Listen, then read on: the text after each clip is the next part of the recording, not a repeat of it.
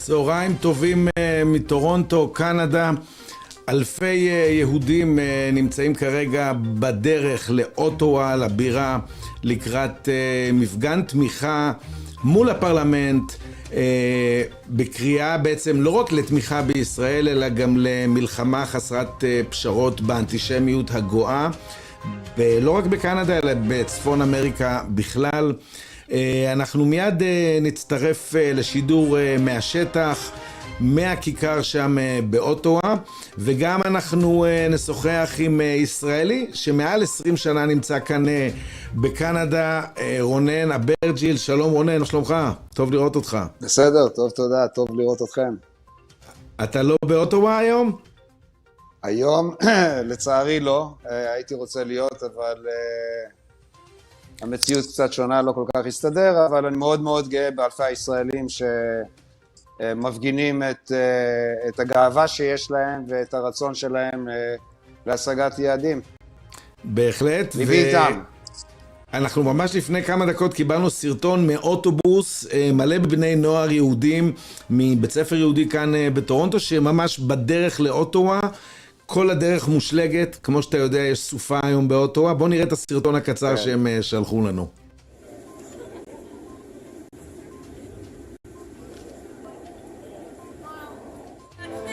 עם ישראל חי, אם הלכה תמיד להיות מאוחדים. עם ישראל חי,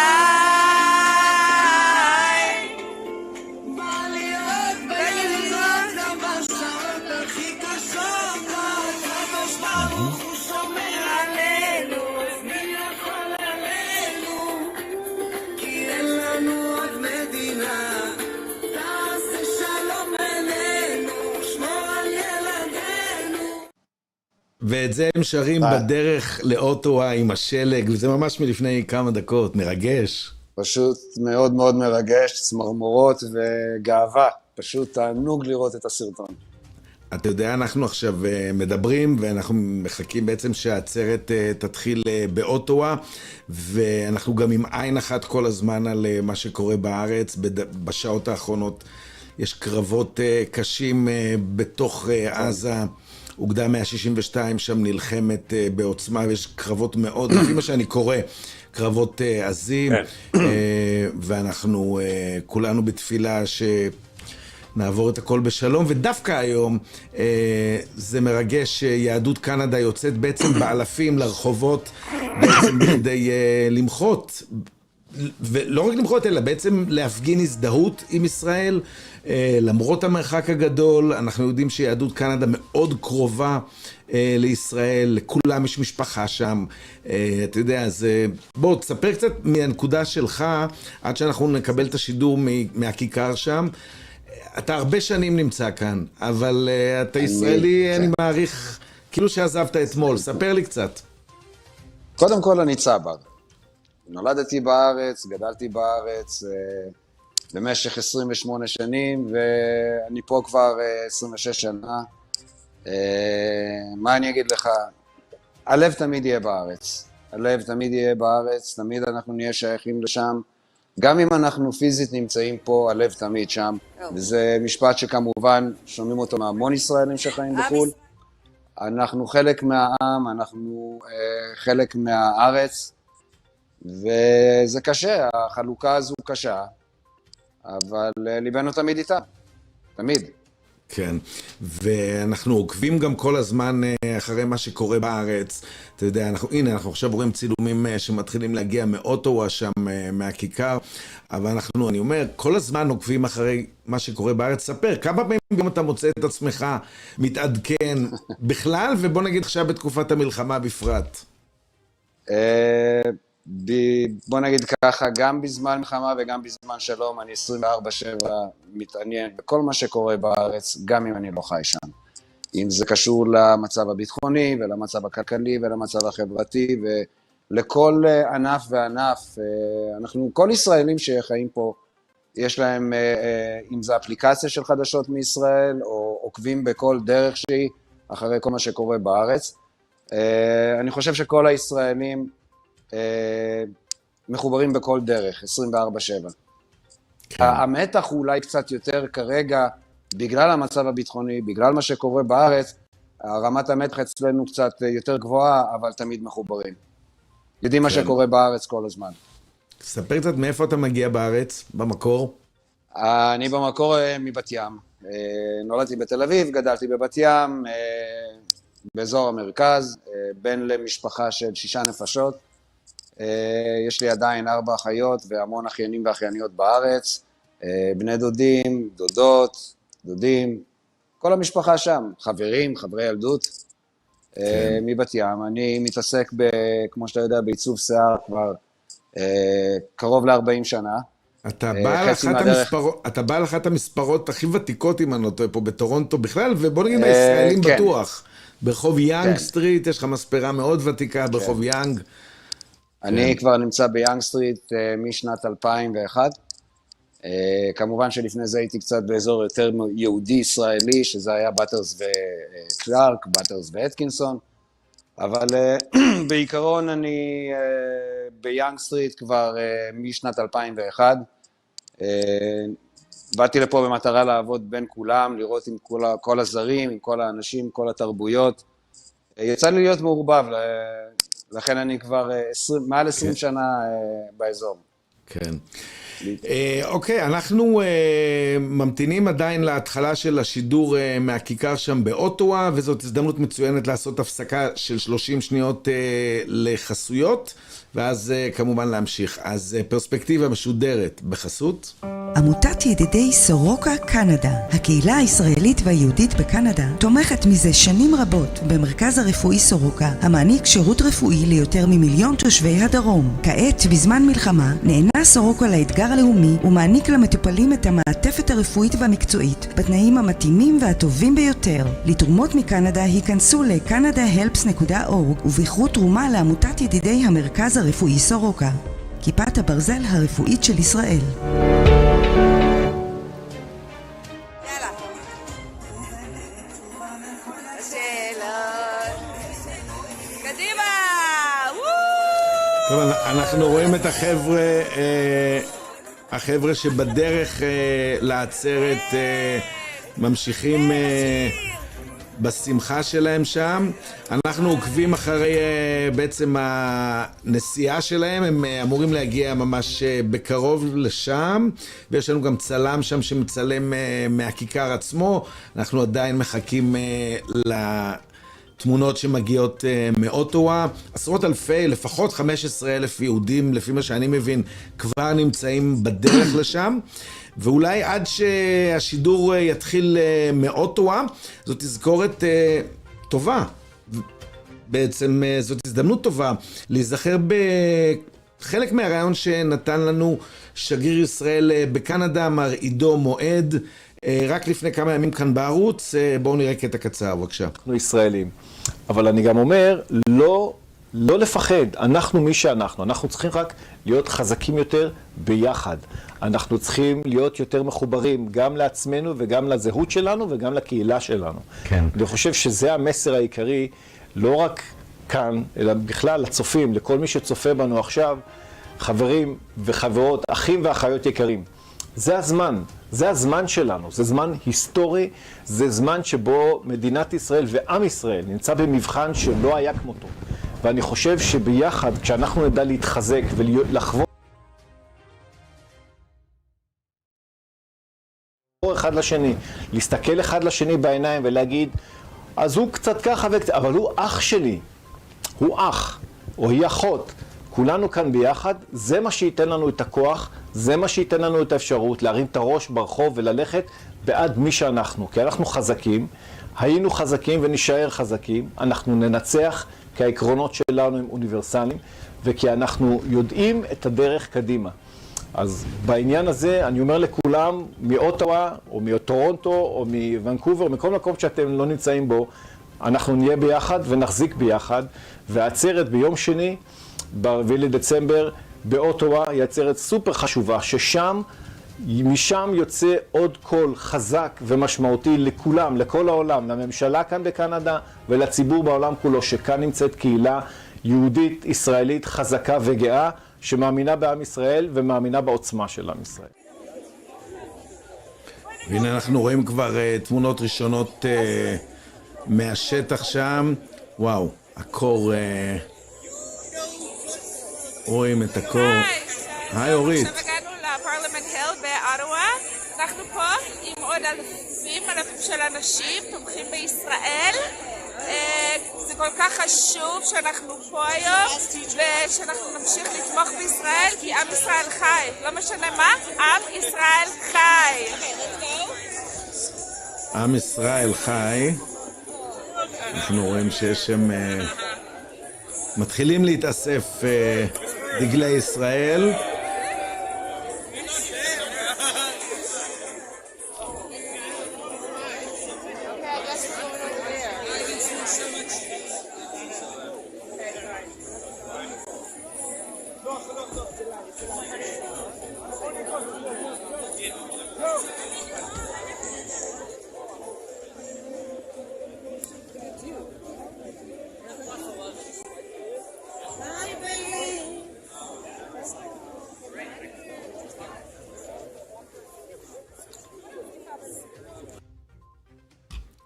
כן, אני רואה שמתחילים שם להתאסף, ועוד מעט יתחילו גם בטח הנאומים על הבמה.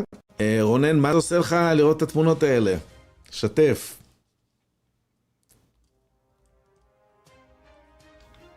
רגע, איבדנו אותך. שמאמין בעצמו. כן, עכשיו שומעים אותי? עכשיו שומעים. יופי.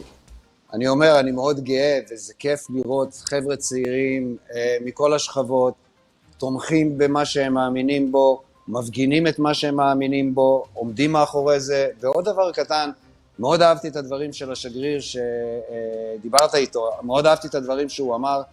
אני חושב שאם אתה זוכר, שבוע שעבר שנפגשנו, דיברנו על אותו רעיון. נכון. והמילים שלו פשוט מדברים אליי, כל מה שהוא אומר זה נכון.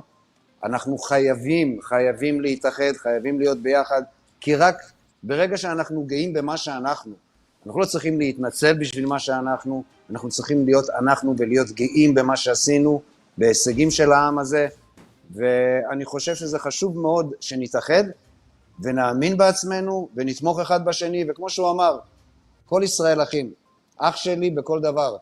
זה הדבר הראשון שאנחנו עושים, ולחזק אחד את השני, בלי פחדים, להיות גאים במה שאנחנו, ורק ככה אנחנו ננצח.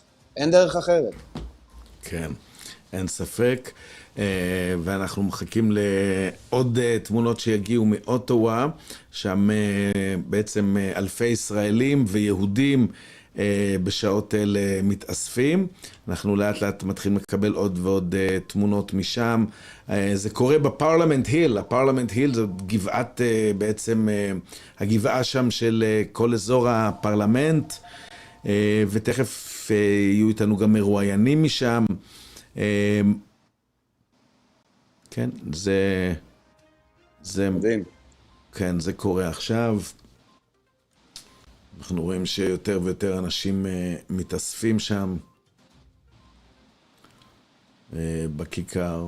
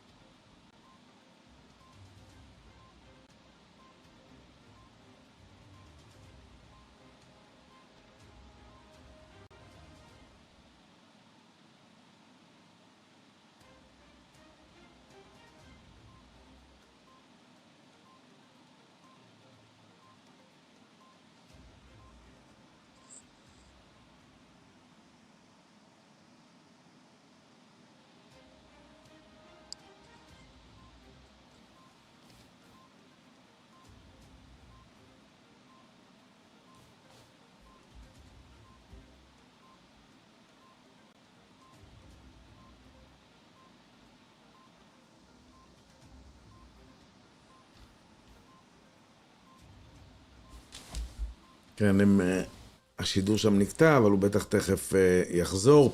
בואו נדבר קצת על מי הם האנשים שהולכים להופיע הערב. אז אני יכול לספר שיהיו חברי פרלמנט גם מהמפלגה השמרנית וגם מהמפלגה הליברלית. יהיו משפיעני דעת קהל בסושיאל מדיה. תהיה כמובן מליסה לנצמן, סגנית יושב ראש השמרנים, אנשי אומנות, תרבות. יהיו גם שני מבקרים מהארץ. תכף אני יוכל לשתף אתכם בדיוק מי עומד להיות.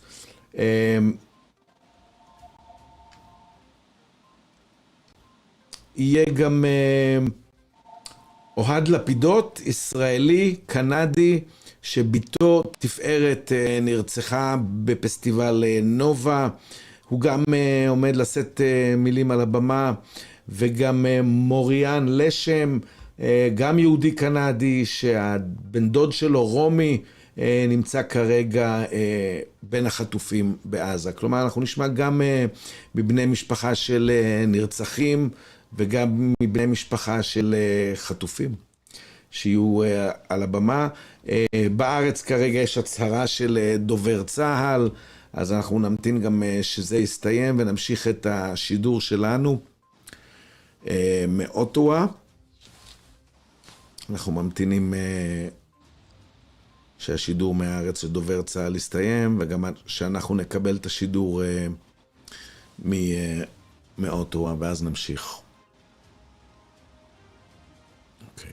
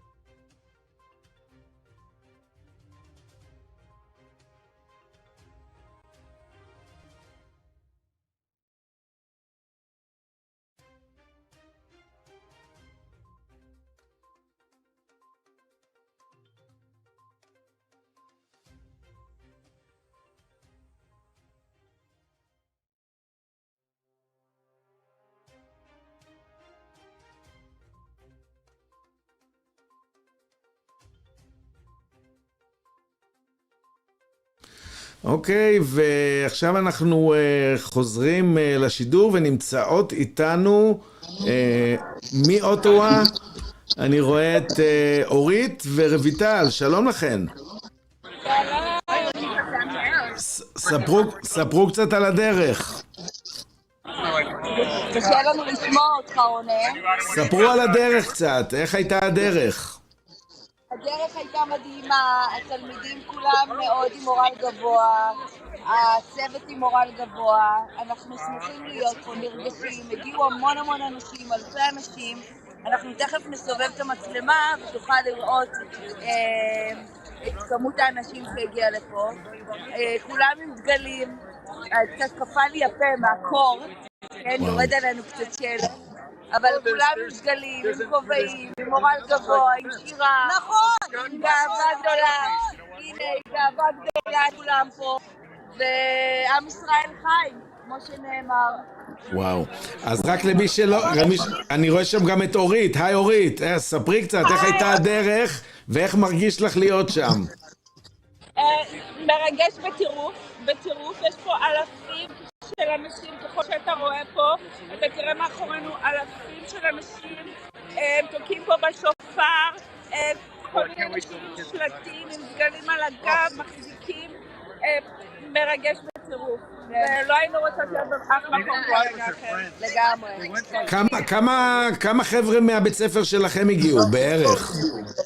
אני מאמינה שהגיעו בסביבות 700 תלמידים, ועוד אנשי צוות ובני משפחה, אז ככה שכולם ביחד, יש ייצוג מצ'אט של בערך 1,000 איש, עד כמה שידוע לי, וייצוג מאוד מכובד, הילדים מאוד מתרגשים, כולנו יודעים למה אנחנו פה, ואנחנו מחכים לנואמים שיבואו וככה יאמרו את דברם, יאמרו את הדברים שלהם, יעבירו את המסרים החשובים האלה שכולנו פה נשמע מול הפרלמנט. ואני שם לב שאתם כולם עם אותו כובע, כחול לבן. כן, זאת גם דרך מצוינת,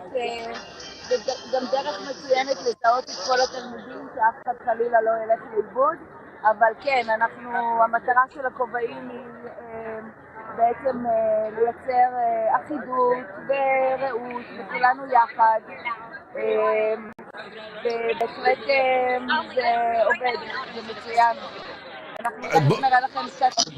כן, תראו לנו קצת מה הולך שם, סובבו את המצלמה שנראה קצת מה הולך שם. הנה, אנחנו רואים שם באמת לא מעט אנשים מתחילים להתקבץ שם בפרלמנט היל. עוד מעט אמור להתחיל בעצם הסיקור כן, אנחנו רואים את כל מה אנחנו רואים יהודי מכל הגוונים, אפשר לראות שם, יהודי מכל הגוונים שמגיעים עט לכיכר, באוטווה, יום קר מאוד, אנשים מאוד אמיצים, מה שנקרא, שמגיעים לשם עכשיו, אנחנו מקבלים יותר ויותר תמונות של הקהל שמתאסף שם באמת בשעה הזו, כן, אנחנו רואים יותר ויותר אנשים מתחילים להתאסף שם, ובטח עוד מעט יתחילו גם הנאומים. רונן, מה אתה אומר? זרוק איזה מילה. מה אתה אומר על מה שהיה שם? זה כיף לראות את אלפי הישראלים. זה מחמם את הלב. אפילו גם ביום קר אנחנו לא מפחדים והולכים ומפגינים, גאווה גדולה. לא סתם אומרים, עם ישראל חי. כן, אין ספק, והתמונות משם, שעם כל השלג הזה ועם כל הקור, תשמע, אני אגיד לך יותר מזה, חבר'ה שהגיעו מטורונטו, נסעו 5 שעות מהבוקר, מ7 בבוקר, הגיעו לאוטווה, לאירוע, ואז יש להם עוד 5 שעות חזרה. אתה יודע, זה מדהים, זה יום שלם, בדיוק. מהבוקר עד הערב, ממש מדהים, תענוג. זה פשוט ממש מרגש. כן. כיף לראות את הישראלים שם. אנחנו רואים שם יותר ויותר אנשים מתחילים להתאסף, ועוד מעט תהיו גם נואמים, ואנחנו נשמע משם גם את האנשים. בינתיים אנחנו רואים יש לנו קול ואנחנו צריכים להשמיע אותו. אין ספק. חובה להשמיע אותו. יש לנו עם שהוא פשוט גאווה בהכל. ואני חושב שצריכים לקחת את הגאווה הזו לכל מקום. העיקר לא לפחד. כן, זה נכון, ואנחנו שומעים גם עכשיו קולות שם מהשטח. רויטל, אורית, ספרו לנו קצת מה הולך שם.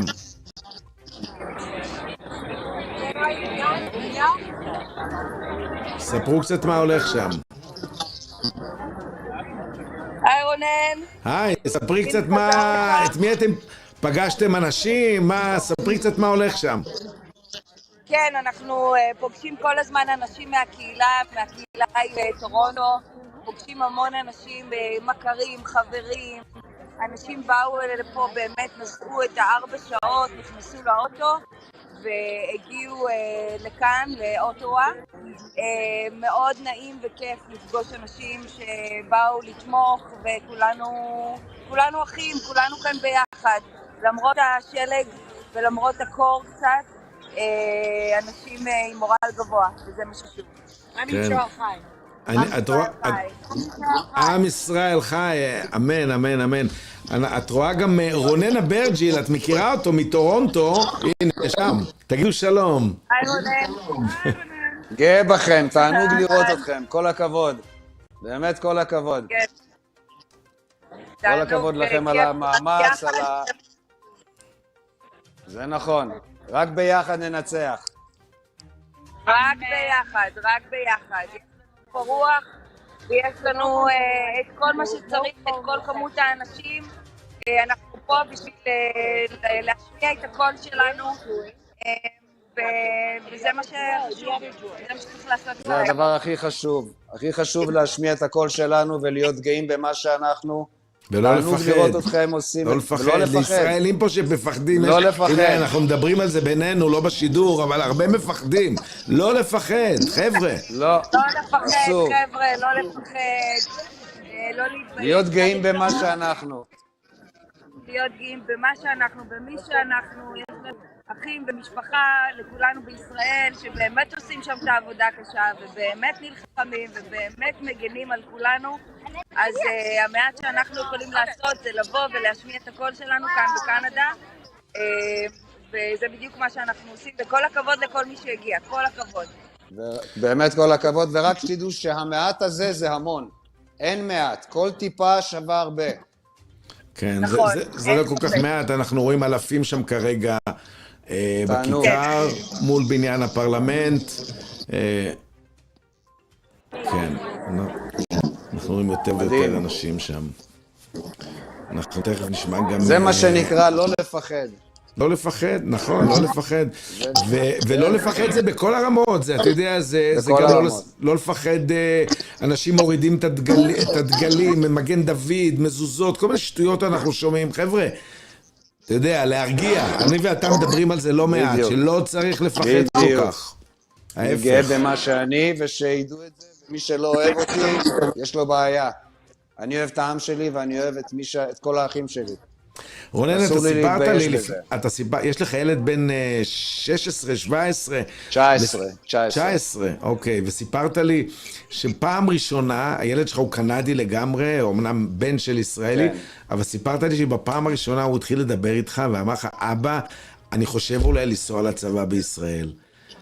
כן, תראה, ואתה סיפרת לי את זה, ספר קצת. ברגע שהילד רואה שאנחנו בבית חיים את מה שהולך בארץ, שהוא רואה את הדאגה, הוא רואה את האהבה למדינה, את ההתעניינות במה שקורה, באופן טבעי זה מדליק אותו, במיוחד בגילאים האלה. תמיד אנחנו מדברים עברית בבית, אבל בשבילו זה היה פתאום יותר חשוב להיות יותר ישראלי מאשר סתם ילד של יהודים או ילד של ישראלים. כן. אני חושב הטיול האחרון שלנו בארץ איתו זה משהו שחיבר אותו הכי הרבה. נתנו לו להרגיש את הארץ קצת בצורה יותר עמוקה, יותר רגשית. ואני חושב שזה, ברגע שהוא ראה את מה שקורה בארץ, אז הוא נדלק עם הרעיון של כן, להיות חלק מהעם בזה שהוא רוצה להצטרף ולהתחבר לעם יותר, מבפנים. כן. אחד מהעוקבים שלנו מוסר לך דרישת שלום, עופר שטרית חבר ילדות יקר. איש מוסר לך יקר. דרישת שלום באמצעות, שולח לי וואטסאפ.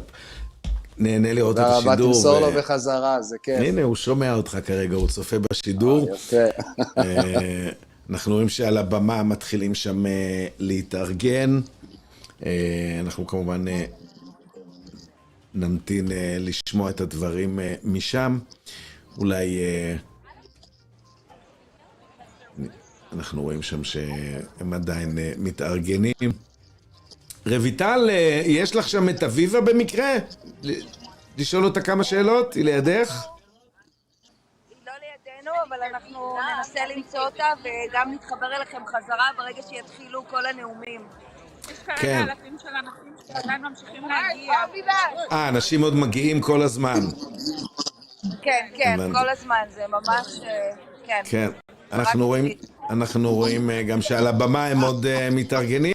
אוקיי, אז תמצאו לנו שם את אביבה ואנחנו נחזור אליכם מיד. 100%. אוקיי. תודה רבה, רונן. תודה. תודה לכם, תודה. אנחנו ממתינים... ביי. ביי ביי. אנחנו ממתינים שיתחילו הנאומים על הבמה.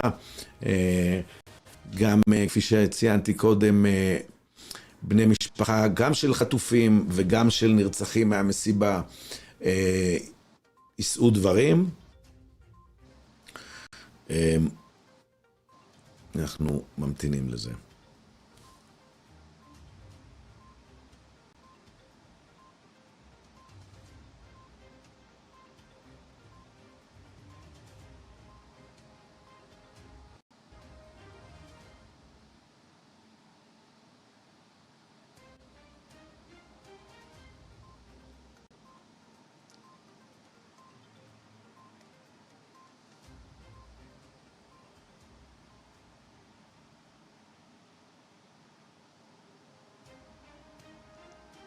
מדהים כמות הישראלים.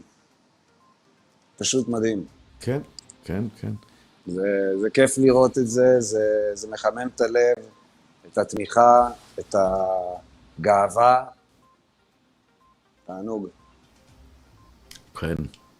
רונן, ספר קצת איך הדברים, כלומר, מתוך נקודת המבט שלך, אתה נותן שירות גם, לא רק לישראלים במספרה שלך, אלא גם למקומיים, גם למוסלמים יש להגיד, לרחוב יאנג זה רחוב סואן, שיש בו כל מכל. ספר קצת על איך אתה עובר את זה. כמו שאמרתי לך לפני כן, שאני כבר נמצא ביאנג סטריט המון שנים, ואחת הסיבות שאמרתי שאני מתערבב, ואני מתערבב עם זרים. יש לי לקוחות מכל הסוגים, מכל הגוונים, מכל הצבעים. יש לי מוסלמים, יש לי נוצרים, יש לי פרסים, יש לי עיראקים, יש לי ישראלים, יהודים, רוסים. יש הכל מכל, וזה אחד הדברים שאני אוהב בלעבוד בין כולם. זה להכיר את כולם, להציג את עצמי בפני כולם, כולם יודעים מה אני. יוצא שאתה נכנס לוויכוחים פוליטיים עם לקוחות פתאום, או שאתה משתדל לא להגיע למקומות האלה?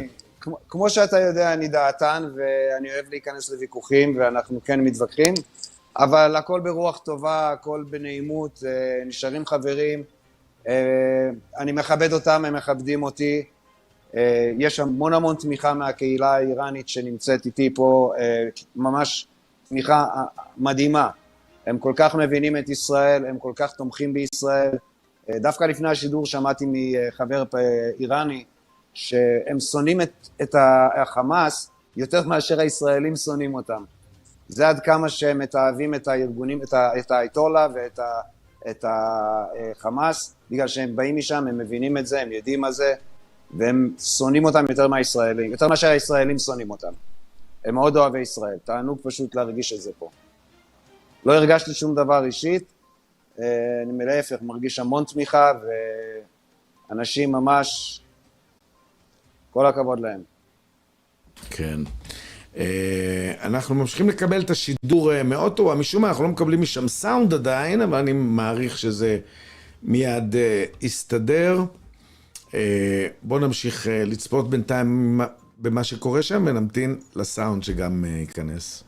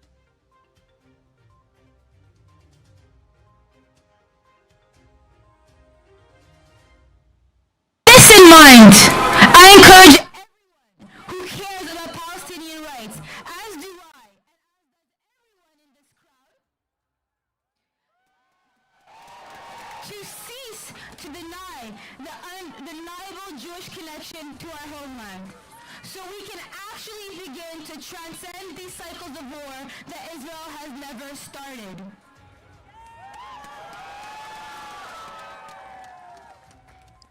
Am Israel, please know this. Our generational trauma tells us to hide our identity. Yet our generational resilience knows better. It is far more dangerous to hide. The most powerful Jewish resistance is to be proud Jews.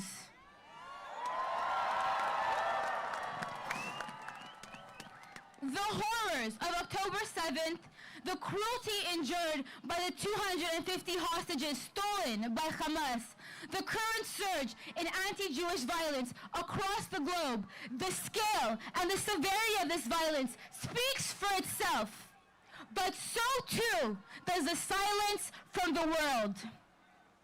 Why is the slogan, never again, valid and טוב, אנחנו עכשיו כבר בשידור החי מאוטווה. הדוברת כרגע היא משפיעת דעת קהל בשם ליזי סביצקי. בואו נמשיך ונתחבר לאירוע.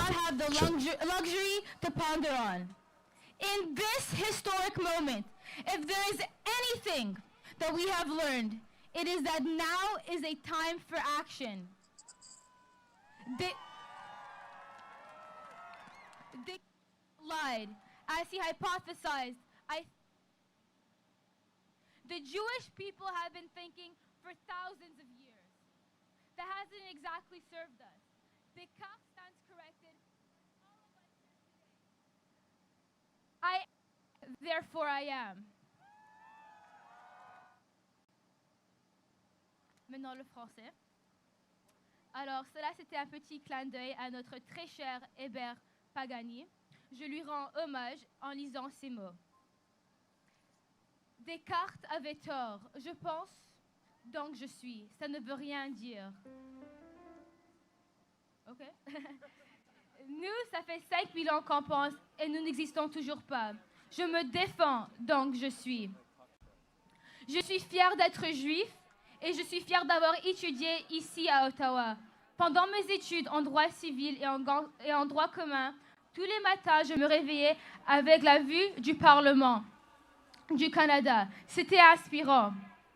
Je ne pensais pas qu'un jour, je parlerais en avant du Parlement pour une raison aussi grave et aussi urgente.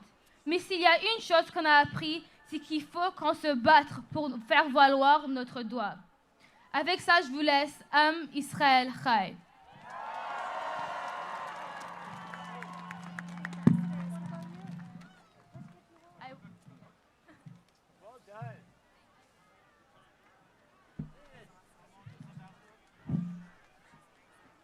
Good afternoon.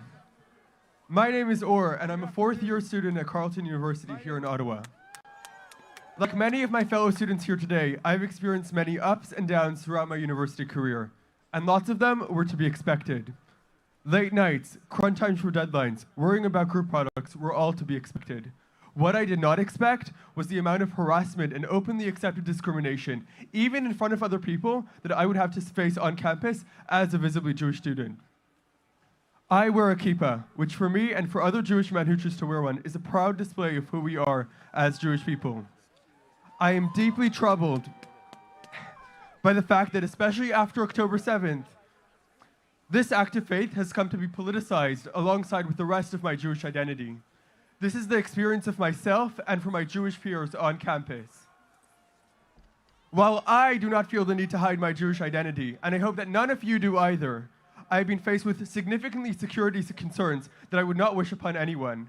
It has come to the point where a safe space had to be made for Jewish students at Carleton, and although I am beyond grateful for the support of the Zelkovitz Center for Jewish Studies, it should not be functioning as a safety hub.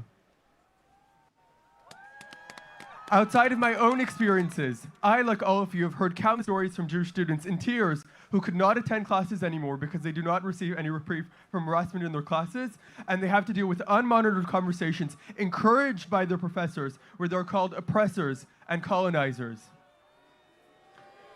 The word Zionist has become a slur to many people outside of the Jewish community, and unfortunately, even to some Jewish students.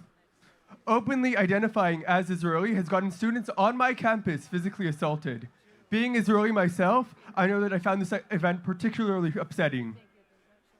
The responsibility to reclaim the term Zionist rests not only in the hands of Jewish students, but organizations and associations who have the resources that far supersede ours. And it is important that as students, we ask for help so that we do not burn out. While it is unlikely that my campus experience will ever return to the way it was before the terror that ensued on October 7th, there are some powerful lessons that we as a community have learned and we can use to strengthen our unity moving forward. The connections I've made with other students, faculty, and campus leaders have deeply enhanced my own and others' Jewish pride. To all my peers at Carleton, Ottawa, and schools around the world, we are with you. Stay safe, stay proud, and continue to be a light in the darkness. Thank you.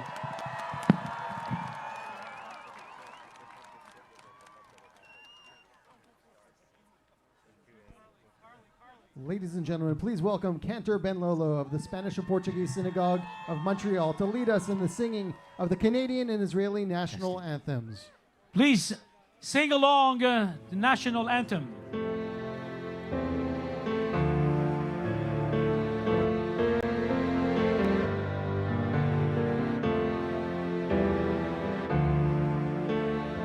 Oh Canada, terre de nos aïeux, ton front est ceint de fleurs en glorieux. With glowing hearts we see thee rise, the true north is strong and free. From far and wide, oh Canada, we stand on guard for thee. God, keep our land glorious and free. Oh Canada, we stand on guard for thee. Oh Canada, we stand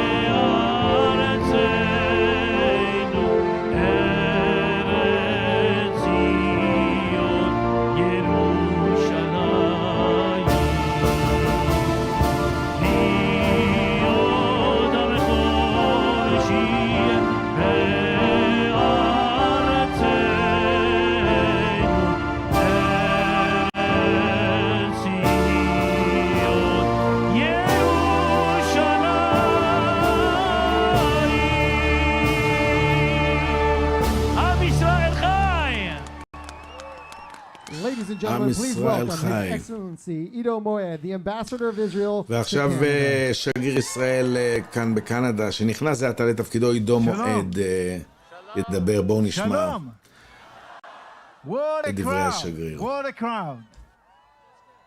Look around you.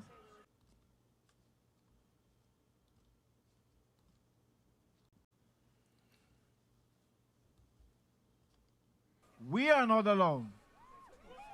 אתם לא לבד, אנחנו לא לבד.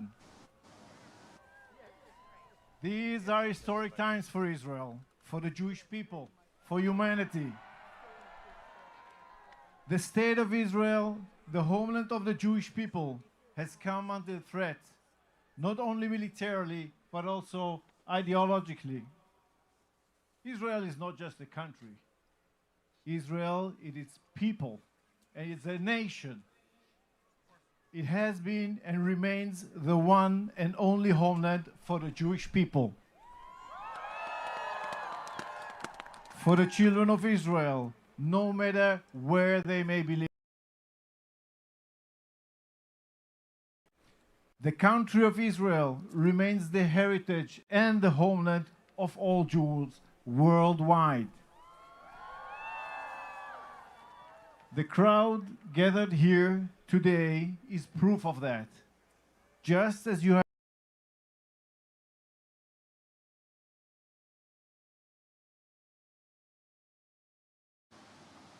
not forgotten us, Israel has not forgotten you. And just as you support Israel, Israel supports you no matter where you may be. Your presence here today shows the world that Israel and its people, the Jewish people everywhere, are indomitable, especially when we stand together. Anti-Semitism is a great impersonator. Its current disguise is the social justice warrior, wielding the popular sword of Israel condemnation. Quickly replace Israel with the terms like Zionism and finally the Jews, to wage its war of hate and anti-Semitism across the globe and throughout history. Know now that here on this continent, and no matter where you are on the planet, whether you are within Israel or without, Israel continues to support and to defend you in the ongoing war against anti-Semitism on all fronts and across the globe.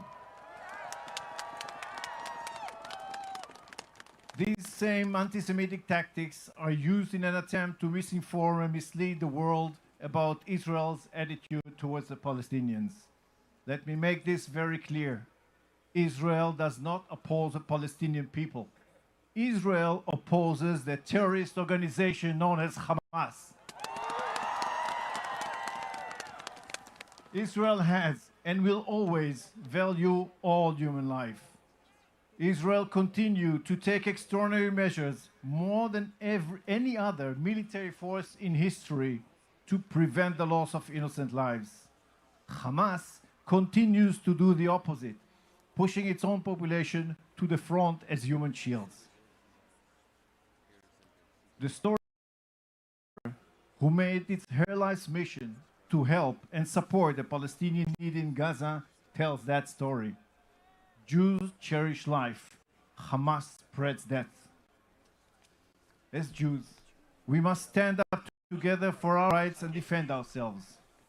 Just like Adi Vital Kaplun, blessed memory, who fought like a lioness to save her children. We are calling here today for the immediate and unconditional release of all our hostages held in Gaza.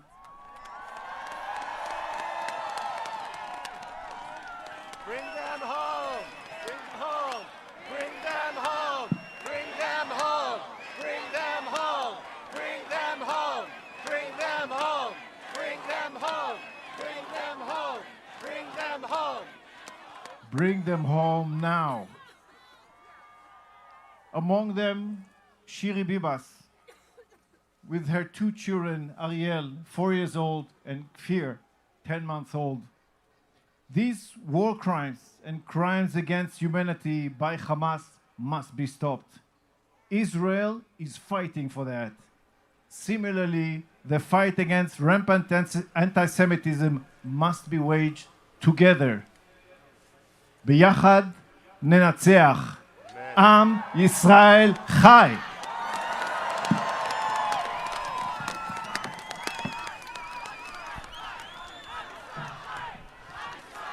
Ladies and gentlemen, please welcome the MP for Mount Royal, Anthony Housefather, and the MP for the Eglinton Lawrence, the Honorable Marco Mendicino. Hello, everyone. Hi, Ottawa. Hi, Toronto. Hi, Montreal. Hi, Canada. And it's great to be out here today with Marco, with my colleagues Carolyn Bennett and Yara Sachs, Melissa Lanceman, Marty Moranson, Michelle Rempel, and Kevin Wong. And we care. Last week, we went to Israel. We visited Kfar Aza and Sderot. We saw bullet holes and blood traces and cars that were run off the road when their occupants were killed. We heard from survivors, stories of rape, torture, and murder. We met with families of Canadians who were massacred and with families of the hostages. We did this so that we could bear witness. We did this so that we can confirm to everyone that a pogrom happened in Israel on October the 7th. Except that instead of Cossacks, this pogrom was carried out by the terrorist group Hamas. We did this so that we could better explain to all Canadians why the destruction of Hamas was not only in the best interest of Israel, but also of the Palestinian people of Canada and of the world. As a member of Parliament and as a proud Jewish Canadian, the last few weeks have left me very angry. Angry that as soon as Hamas murdered Israelis, people started making justifications. Angry that at the United Nations and world agencies, Israel is treated differently than every other country. Fâché que les gens prétendent que les Juifs ne sont pas indigènes en Israël. Angry that after the worst massacre of Jews since the Holocaust, there's been an upsurge in Jew hate across the world, including in our own country. Angry that in my own city, bullet holes were found in schools and Molotov cocktails thrown against a synagogue. Angry that on campuses, Jewish students feel that they can't be safe. Angry that a small minority of people march and call for the boycott of Jewish businesses and yell slogans that most Jews interpret as a call for the destruction of Israel and the destruction of the Jewish people. Mais cette semaine, c'est le commencement de Hanouka. Hanouka, le festival des Lumières et le festival d'espoir. Le temps qu'on célèbre les Maccabis. And so let me tell you what I'm grateful for this Hanukkah. I'm grateful that 2023 is not 1943. I'm grateful that Israel exists and has an army to fight back against those who launched a pogrom. I'm grateful that in Canada our Jewish community is 400,000 strong, and we live in a country where we've contributed beyond measure and we've been given opportunities that our ancestors never dreamed of. Today there are 8 Jewish members of the House of Commons and 3 of the Senate. The leader of the government in the House and in the Senate and the deputy leader of the opposition are all Jewish. But much more importantly, we have non-Jewish allies, people like Marco Mendicino and Michelle Rempel and Denis Coderre. And all of you out there who are not from the Jewish community who are standing with us in solidarity. I'm grateful that we have a history of both liberal and conservative governments who stand with our friend and ally Israel and with Jewish Canadians. And I'm grateful that we live in a country where Canadians often tell pollsters that Jews are the religious group they admire the most. We are strong. Our organizations are strong. This is our country, and we will not let a small group intimidate us or scare us. Our community has been in Canada since 1760, and we will be here long after those haters are gone. Am Yisrael Chai.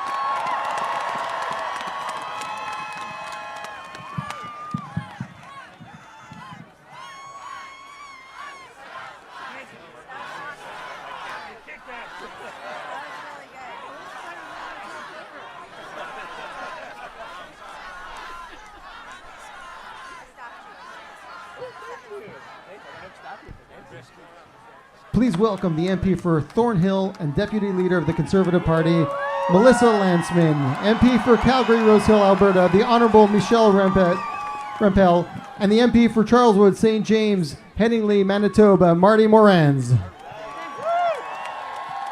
you for coming. Thank you for coming to your house. Thank you for being here and making your voice heard. Thank you to those in the Jewish community and those who are our non-Jewish allies. We will never forget you. We've had a lot of rallies like this since October 7th. Way more than we should have ever had, and it's been my honor to be here with you. But I can't help to notice that a few things have changed in this country. Way more after the brutal, sadistic, Iran-backed terrorists attacked. I told you to watch carefully at those who failed to have the courage to stand by their conviction. I told you to watch carefully to those who equivocate between the heartless terrorists and innocent civilians, to watch carefully of those who allow the glorification of terror in our streets, intimidation in our neighborhoods, and risks to our own safety. And I have news for you. We have been watching carefully, and we are outraged at what we have seen in Canada. More than 40 MPs in this place have publicly called for a ceasefire in the face of terror. And Canada has somehow become a country that abandoned our long-standing principled position and opted for mealy-mouthed platitudes from far too many, in far too many legislatures across the country. And nobody in power has offered more than statements of what they're doing to protect us. It was easy to be pro-Israel when this first happened, and it's much harder now, and now we see who they really are. I want you to know that this isn't over. That this isn't over until the 137 hostages come home. It is not over until the boycott of Jewish businesses, the targeting of Jewish schools, the shootings and the fire bombings of synagogues. It is not over until those who commit those crimes are behind bars. It is not over until the organizations who purport to stand up for women's rights recognize that the brutal sexual violence and rape against Israeli women is not resistance, it's barbarism. And there is no defense of this. And that's why they deny it.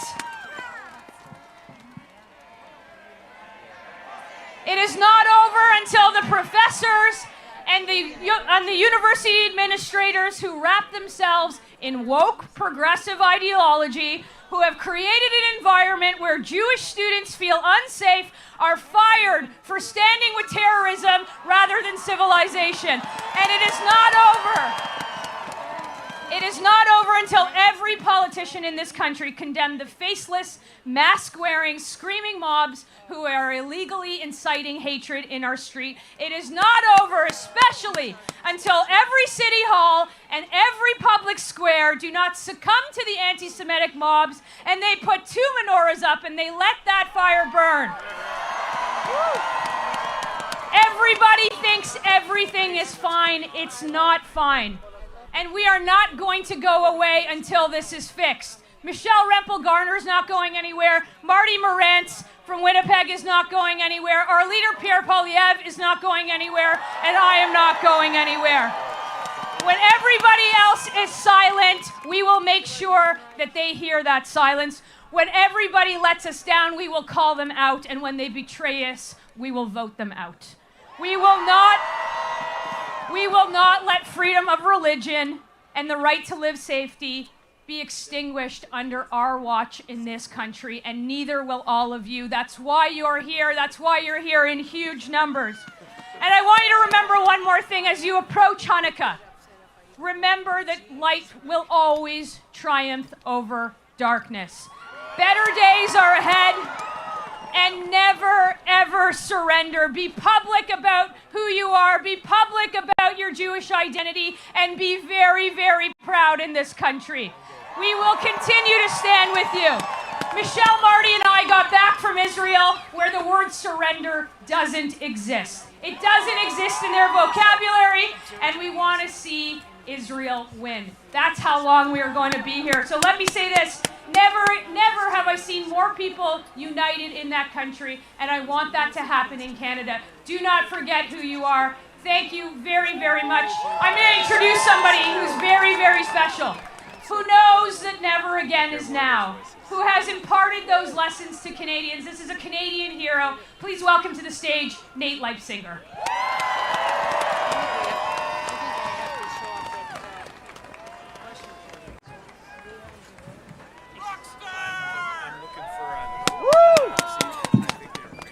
Jeden, wir sind du. Jews, we are here. Being a 95-year-old survivor of the Holocaust is not easy.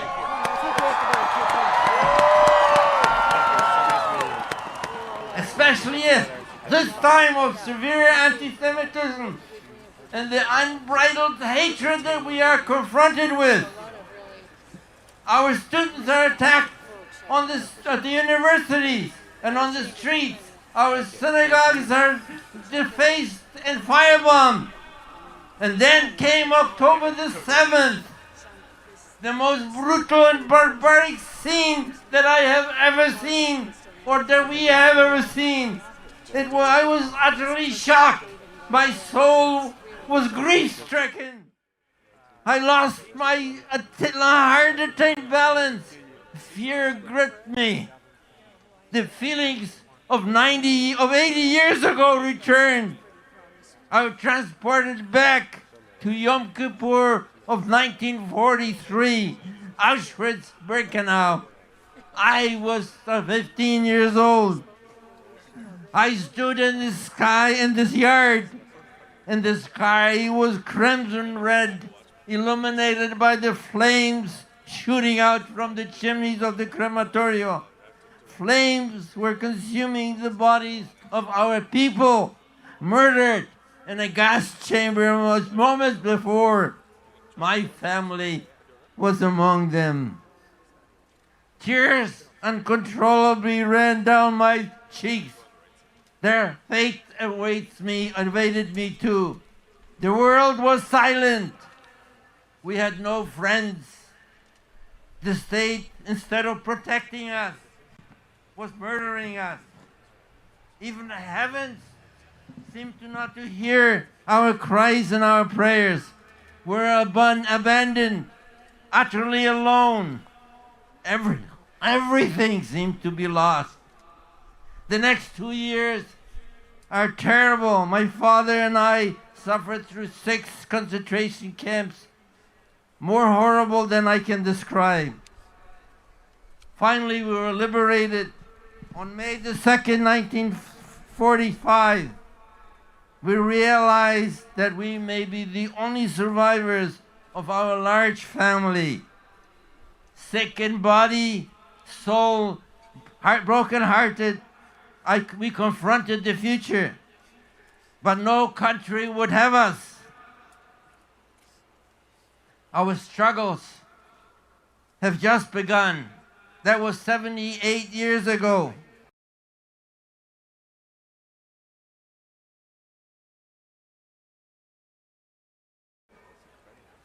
There was no Israel. The Jews were not allowed to go to Palestine. No country would have us. Finally, our difficulties were over.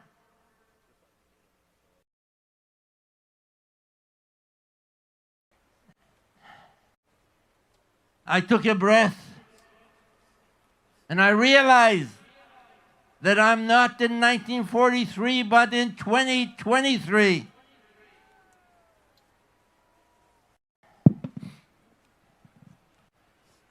Israel is strong and not alone, as we can see here. Our people are united. We stand shoulder to shoulder with Israel, as demonstrated here. We have many good friends, and together we shall defeat our enemies. Israel is at war, a war which it shall win. Our enemies are fighting Israel not only with arms, but using its innocent civilians as their shields. They're waging a psychological war, a war in the court of public opinion, with propaganda, false information, and lies. This is where we come in.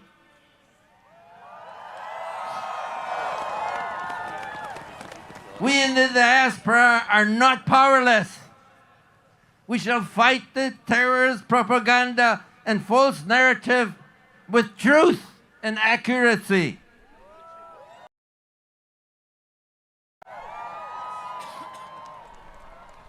We shall fight our enemies wherever they are with the full might of the law. We shall fight for human rights as we have fought for others. Jewish human rights are also human rights. We stand proud as with Israel, as Jews, as Zionists, and we shall prevail. And we shall go on March of the Living to Auschwitz-Birkenau to show the world that we are here and we are not defeated. Am Israel High!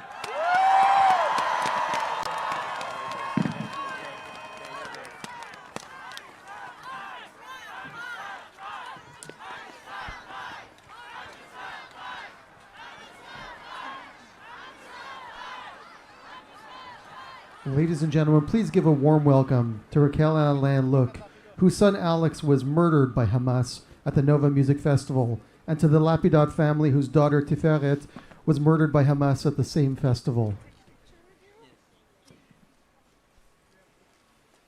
Mesdames et Messieurs, distinguished members of Parliament, fellow Canadians, Jewish communities from Ontario, Quebec, and across Canada are gathered here today on Parliament Hill, a symbol of our democracy and shared values. But today, we are forced to shout, demanding that our democracy hear our call and share our values. We as Jews have paid a very high toll. Notre famille en Israël paie cher, et trop de gens souffrent inutilement. We are Raquel and Alain Luc. We stand before you with broken hearts, heavy with inconsolable grief. On the morning of October 7th, we received a call from our beautiful son and heard everything as our heroic, brilliant angel, Alexandre, was taken from us, murdered in the senseless and brutal Hamas terrorist massacre at the Nova Music Festival, a party for peace and love. We stand here not just as grieving parents, but as proud Canadians who have witnessed firsthand the resilience and strength of our Jewish nation. Our son's young life was tragically cut short, but his legacy will forever shine as a beacon of love, courage, and sacrifice in the face of danger and pure evil. He put himself in front of others to protect them, saving lives on that Black Saturday. The Talmud teaches us that he who saves one life is as though he has saved the entire world. Alexandre's memory will live on in the hearts of all who knew him, a beautiful, caring soul who embodied the true spirit of Kol Israel Arevim Zeh Bezeh. All of Israel is responsible for one another. Indeed, Alex stood strong for his friends and for those he didn't even know. He stood strong for all humanity. Alex saved the entire world for those he saved on that horrible day. Our sorrow is deep and immeasurable. But today, we want to channel this immense pain into a call for action. This tragedy is not just a horrific personal loss. It is a wake-up call to our politicians, all of them. We must take a tough stand against terrorism, against anti-Semitism, and against Jew hatred. We cannot afford to be complacent. We cannot accept the silence of those who have yet to speak out. Whether at the United Nations, the Red Cross, the House of Commons, or in our local communities. Nous exigeons de nos leaders qu'ils se lèvent et qu'ils s'expriment contre le terrorisme et contre l'antisémitisme. Nous devons être solidaires contre ceux qui commettent des violences au nom de la haine. We must unite in solidarity against those who perpetrate violence in the name of hatred. J'implore nos leaders de soutenir Israël dans sa mission de destruction du Hamas, de chercher à libérer nos otages immédiatement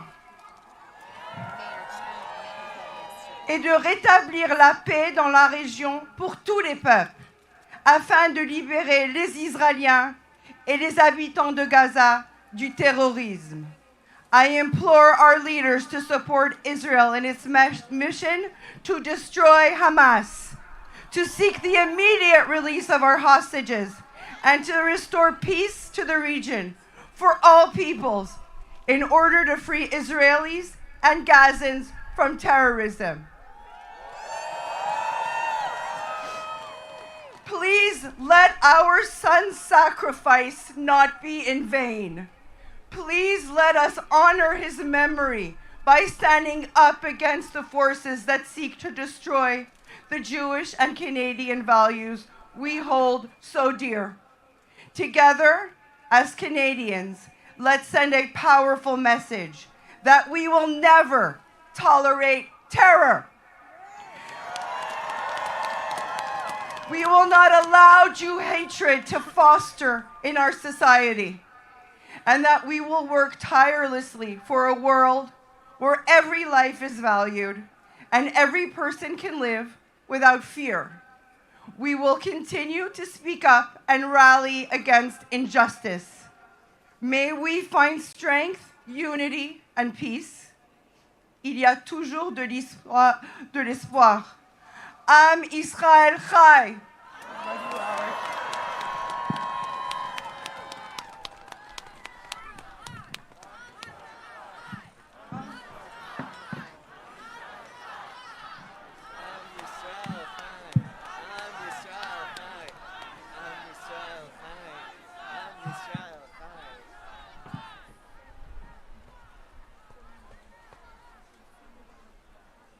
Tiferet was a daughter of a third generation of Canadian citizen.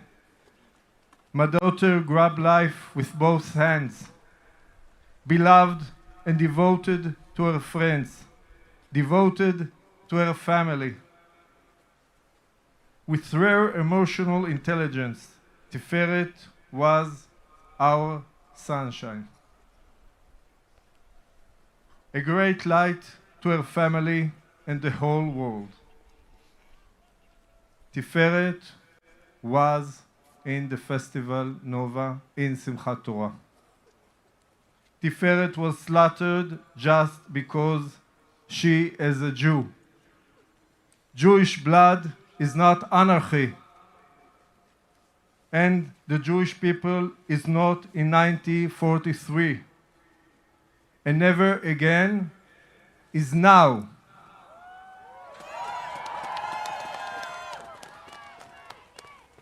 Our family determined to keep living 10 times more. And the same way, the Jewish community in Canada. Am Israel, cheer up! Because the struggle that we fight today is the most justified fight ever. In a few days, we will light the Hanukkah candles.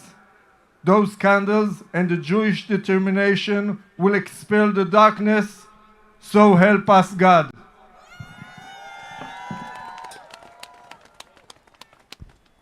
Ladies and gentlemen, please welcome Rabbi Pupko, co-chair of the Canadian Rabbinic Caucus and the rabbi of the Beth Israel Beth Aaron Congregation of Montreal.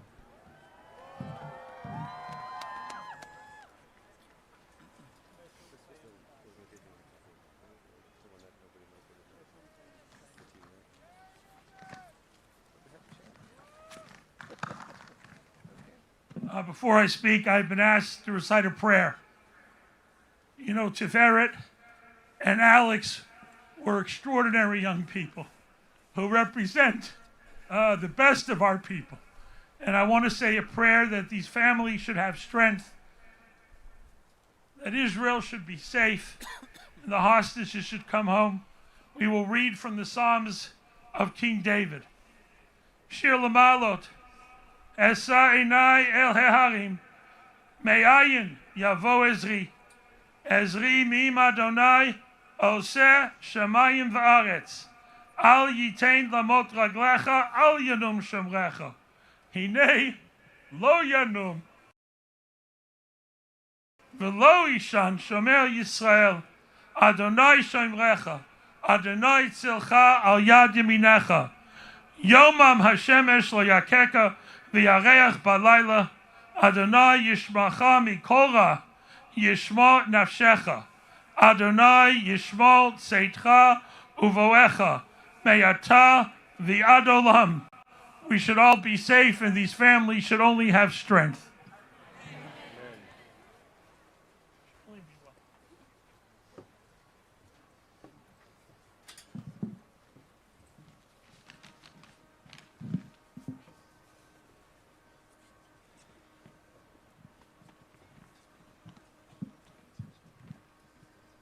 I've been asked, before I speak, to read a special message from Deborah Lyons, the Special Envoy of Canada to combat anti-Semitism. These are the words of Deborah Lyons. I send my regards and warmest wishes from Israel, where I have met with President Herzog and traveled to the site of the October 7th massacre by Hamas. We, with you all in spirit, we have much work to do, and I look forward to making a difference together with you upon my return to Canada. Deborah Lyons.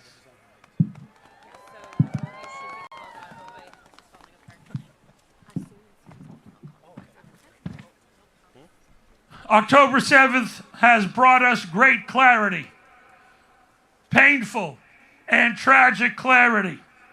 Illusions here and in Israel have evaporated. October 7th is a hinge point. We see the world for what it is. We see it clearly and without any veils. The masks are off. The delusions are gone. We understand the world we live in with honesty and clarity. We see the adversary with clarity. No one here needs to be reminded of all the images and all the stories and all the videos that we have seen over the past 8 weeks of medieval carnage and brutality for which our vocabulary has no words. We see and we know that this violence wasn't spontaneous. It wasn't drug-fueled. This violence was planned. The interrogations of Hamas terrorists captured by Israel detail how they were ordered to behead children, how they were ordered to rape our daughters. This was meticulously planned, medieval, obscene carnage, and we see it for what it is. We listened, all of us heard that audio tape of that Hamas fighter calling home, filled with ecstasy and joy because he had murdered our people. How his hands were filled with our blood and his parents weeping with joy and exhilaration. We see them with clarity now. There are no illusions. You know, we have journalists here and they're all wonderful. But I'll tell you, not all journalists are. We see journalists with greater clarity. You all remember the story of the hospital. How within moments we're told a building is destroyed. 500 people are dead. And within hours we all knew the truth, even though it took days for the New York Times and others to apologize.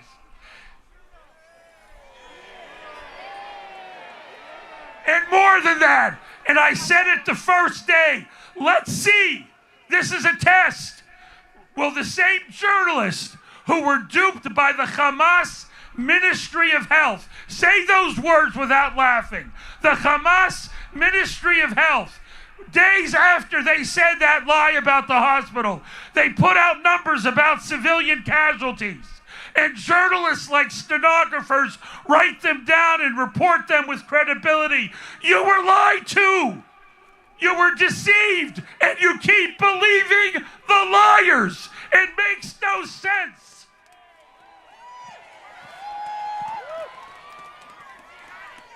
We see the UN with clarity. He says, as the Secretary General, that October 7th has a context. It has a context. Years and years of incitement. UN women silent for 8 weeks about the rape of our daughters. We see them with clarity now. And with this, you know, in Montreal and in Toronto and in other places, our universities, and you know the story, you don't need me to repeat it. But remember one thing. When those people protest, remember something. They are protesting not just against Israel, they're protesting against Canadian values. When a University of Montreal professor shows up at Concordia University and yells at Jewish students to go back to Poland. We've been here for 300 years. Henry Nathan was elected the first Jewish parliamentarian in 1842, and he's telling us to go home?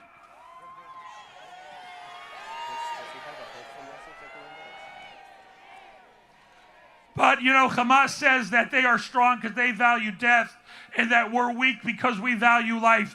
That they value death is clear to all. But one thing they forgot about us.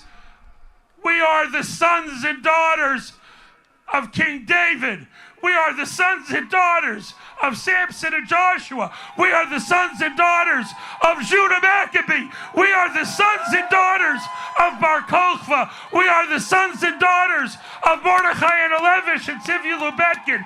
We are the sons and daughters of Chana Senish.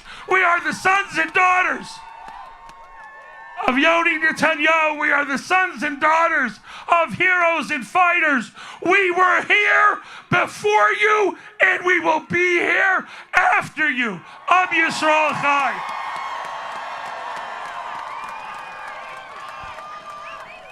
Please welcome Israeli music sensation, Avi Perez.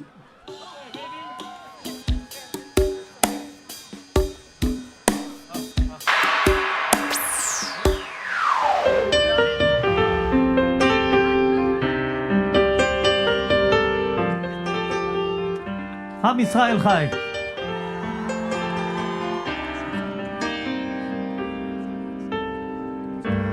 מודה אני כל בוקר שהחזרת את נשמתי, מודה אני על בג שנחת על גופי, שלא יהיה לי קר, אתה שומר עליו. מודה אני כל בוקר על האור, על עצם היותי, מודה אני עליך שנחת לשולחני. אנחנו בשידור חי מאוטווה, שם אלפי יהודים הגיעו אל מול גבעת הפרלמנט, פרלמנט היל, במפגן תמיכה בישראל, בקריאה לממשל הקנדי לעצור את גל האנטישמיות שעושה שמות כאן בצפון אמריקה. אלפי יהודים הגיעו לכיכר לומר את דברם ביום של סופת שלגים באוטווה. הגיעו בכדי לתמוך בישראל, ואנחנו מעבירים את השידור כמובן בשידור חי מאוטווה. לך ליבי ותודתי, אליך אקריה, אליך אקריה.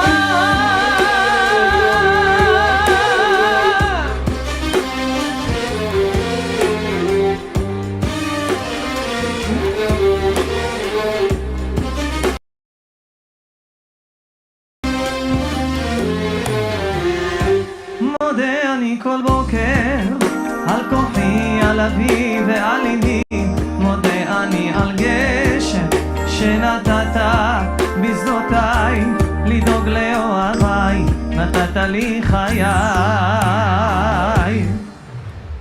או על יום המנוחה מודה אני על שפע וברכה למשפחה, כל כולי רק בזכותך.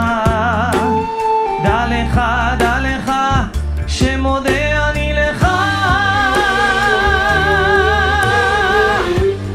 אצעק לך, אדיר שמך, אליך אקריה, לך חיי, לך ליבי ותודתי, אליך אקריה.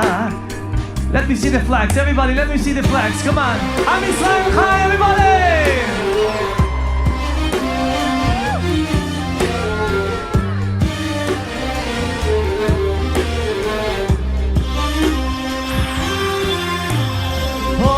על כל כישלונותיי מודה אני, על אכזבותיי, פחדיי ומכשוליי, הם כולם לטובתי.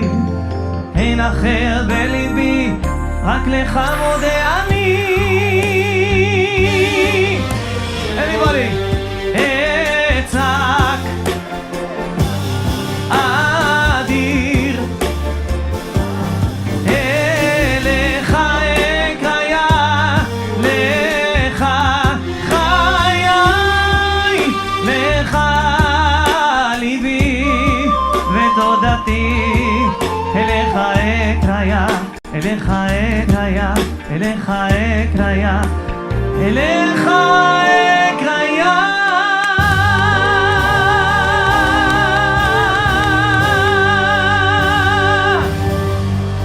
Thank you. תודה רבה.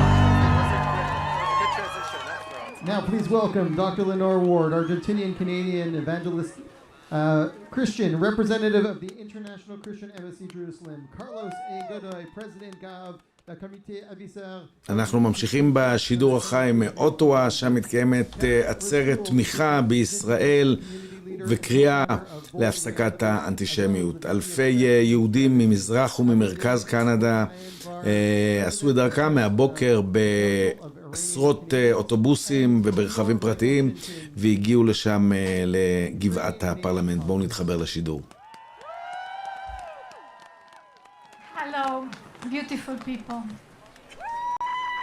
I am here today as a wife, a mother, and a grandmother, representing an organization called the Christian Embassy in Jerusalem, or ICJ Canada. Yes, Christians support Israel.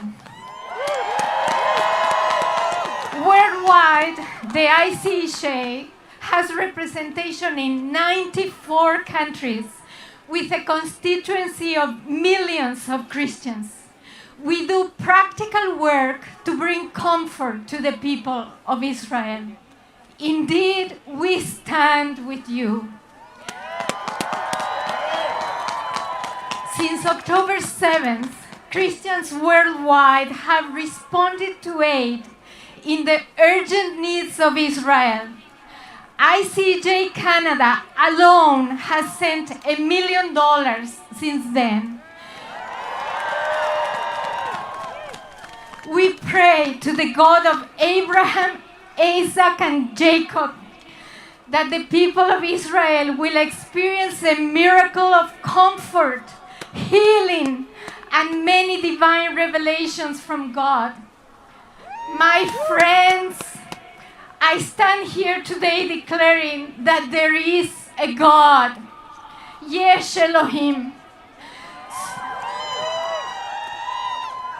So today I pray that my voice will carry the power of Elohim, that my words will be gentle, tender, and kind, and will assure you, the Jewish people, and will assure Jerusalem, the chosen city from long ago, that her battles will be over.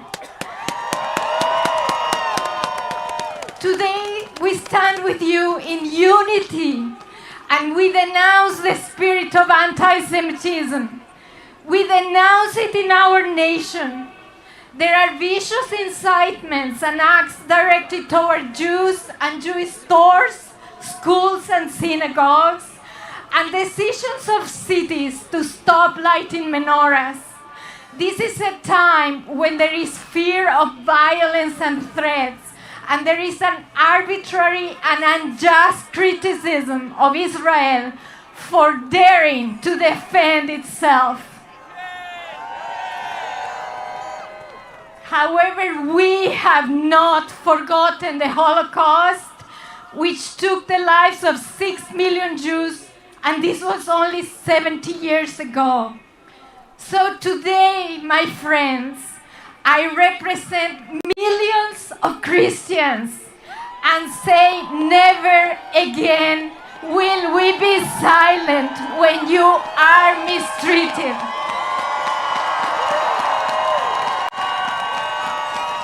And never again is now. We rejoice with the return of some of the hostages. We weep with the families waiting for the return of their loved ones. And we mourn with all of those who lost their loved ones on October 7th and during the war. We will continue praying and doing things for you. God bless the Jewish people, and God bless Canada.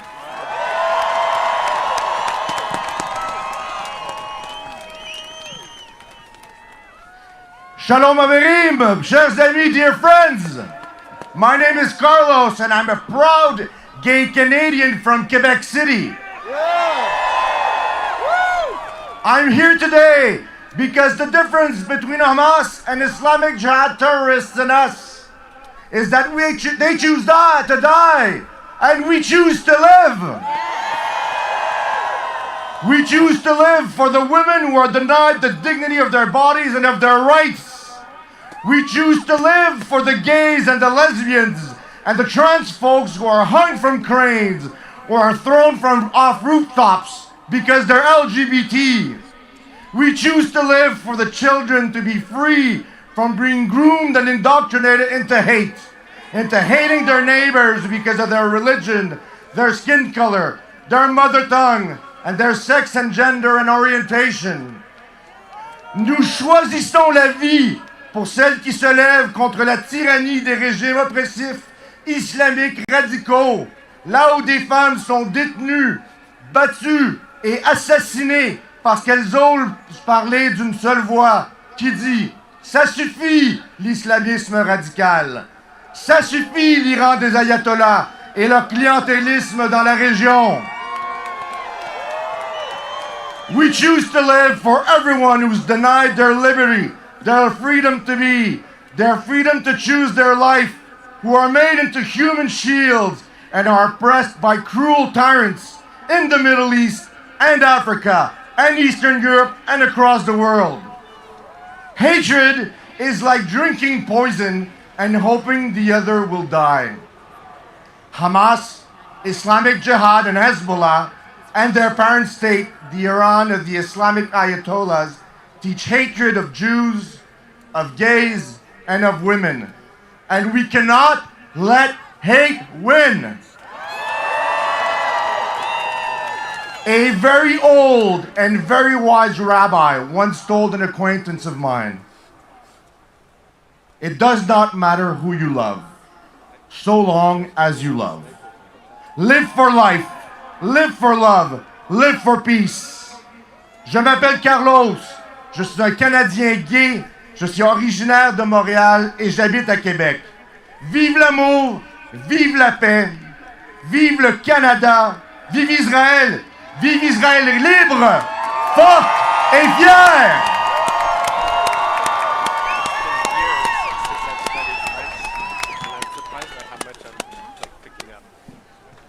Anin, Nepe Menwenda Wagwak Netishnakas Dokis Netomchi. My name is Girl of the Clearwater, and I am from Dokis First Nation. My English name is Karen Restuel. It is with honor that I stand with you here today. I raise my hands to all of you and to all who have come before you for the courage that each of you carry.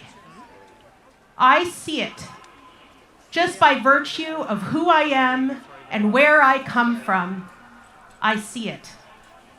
I too come from a long line of people who have struggled to fight hatred, prejudice, displacement, negative stereotypes, discrimination. I empathize with you.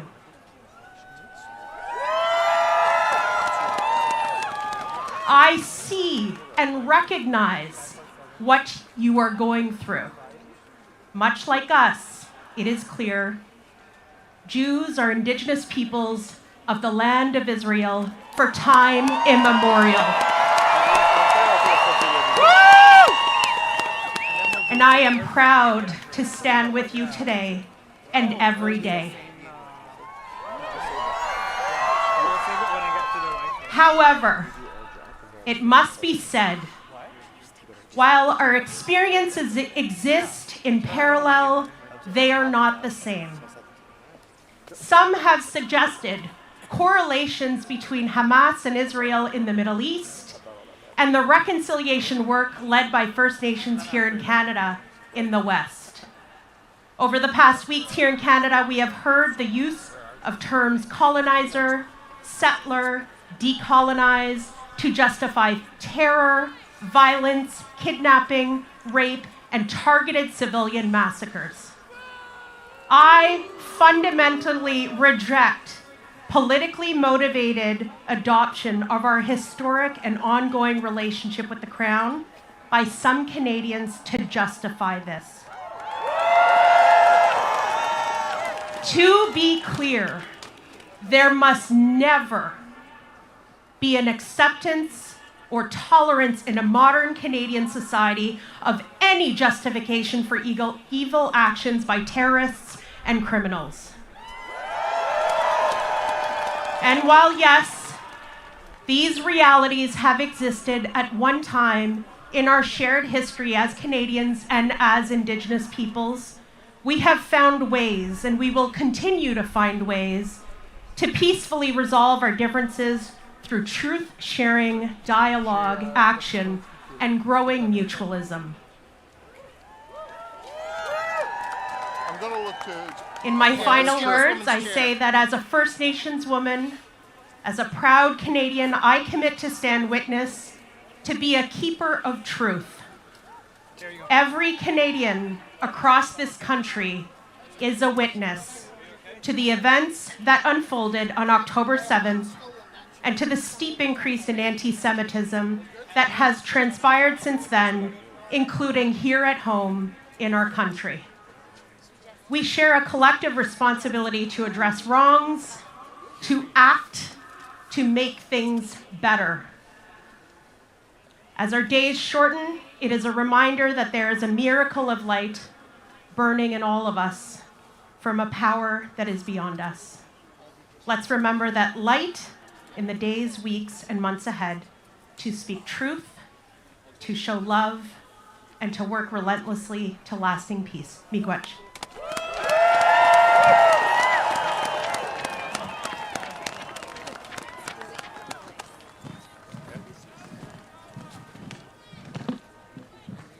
Hello, Ottawa.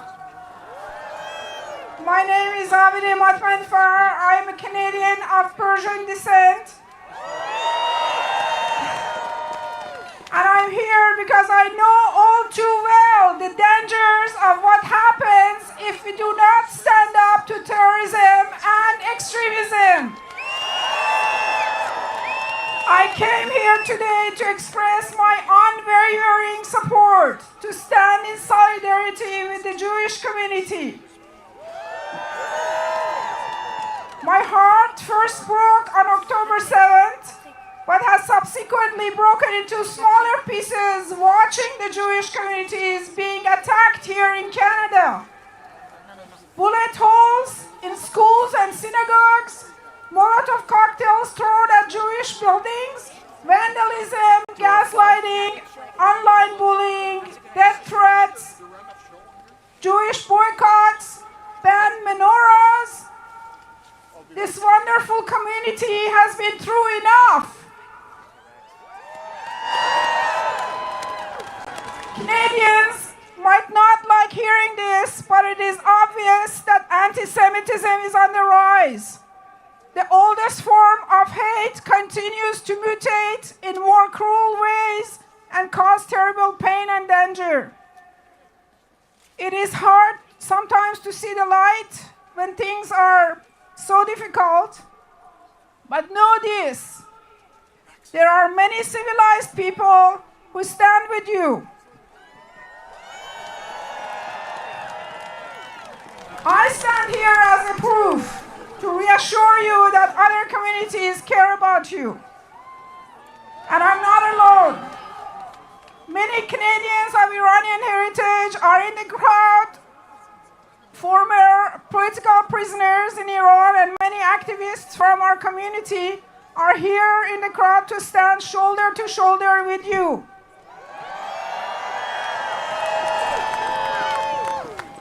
Many Iranians in Iran have asked me to convey their message of love and support for you and for Israel. The hashtag Iranian Stand with Israel were trending on Twitter right after we woke up to the horrors of the October 7th.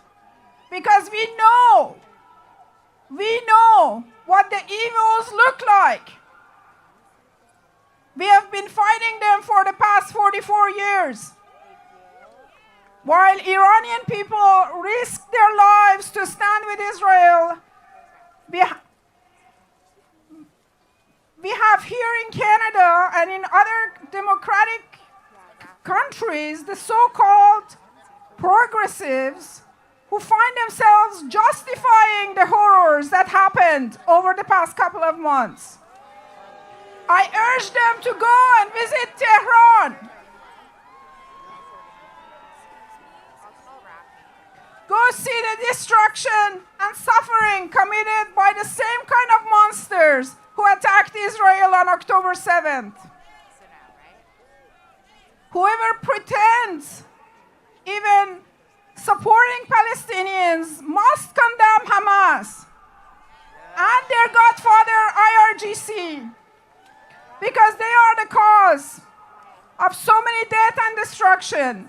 There is not anything more un-Canadian than the war crimes committed by Hamas and Hezbollah.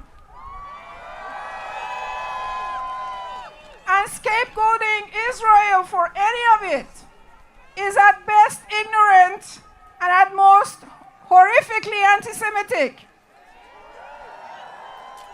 To the Jewish community here in Canada and around the world, I say this: you are not alone in this fight. I too will be lighting a menorah this week and placing it at my window. I am your ally, your friend, and will always stand for you. May we continue to be each other's lights. Am Israel Chai. Israel Zendast.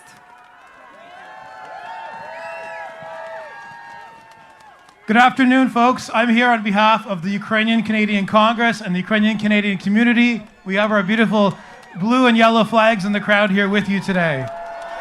We stand with you. As Ukrainians, we are confronted with a fanatical, murderous enemy that seeks to destroy us as a people as well. The world will not be safe until both Russia and Hamas are defeated. As President Zelensky of Ukraine has said, if the world unites whenever someone takes women hostage, condemns the children of another nation, terror will have no allies. Thank you. Merci, дякую.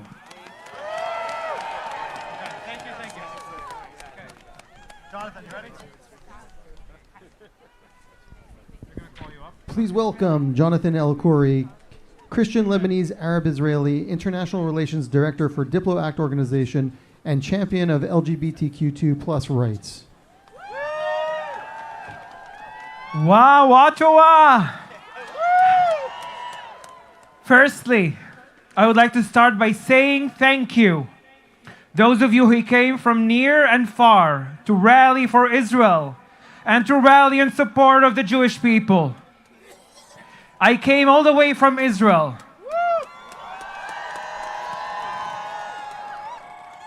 I came all the way from Israel to tell you this. You are right for your unapologetically stand for Israel and standing up for the Jewish people. We here stand for freedom, for the right of Israel to exist as a democratic state for the Jewish people, and its unequivocal right to fight against Hamas ISIS in a war that we did not start, but one that we will definitely finish. Secondly, I'm here to stand beside my friends and colleagues from the Jewish community as a proud Israeli Christian, as a proud Lebanese Israeli, and as a proud gay man and member of the LGBTQ+ community.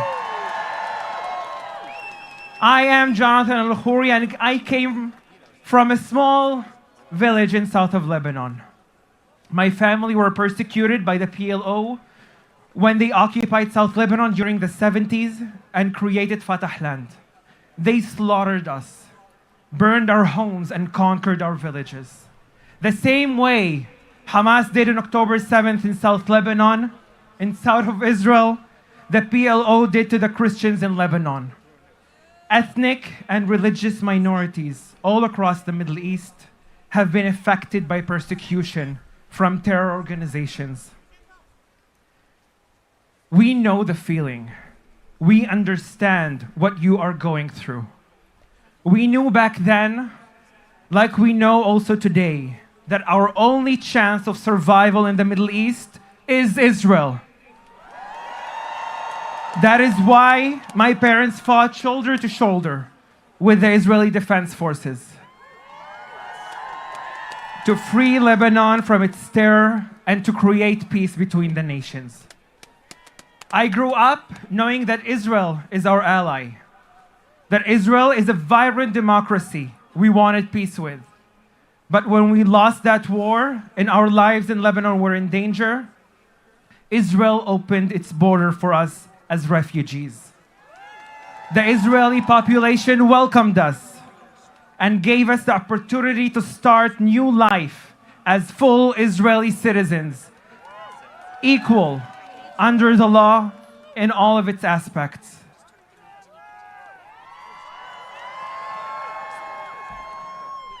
Israel gave me the opportunity to thrive, but most importantly, the opportunity to live.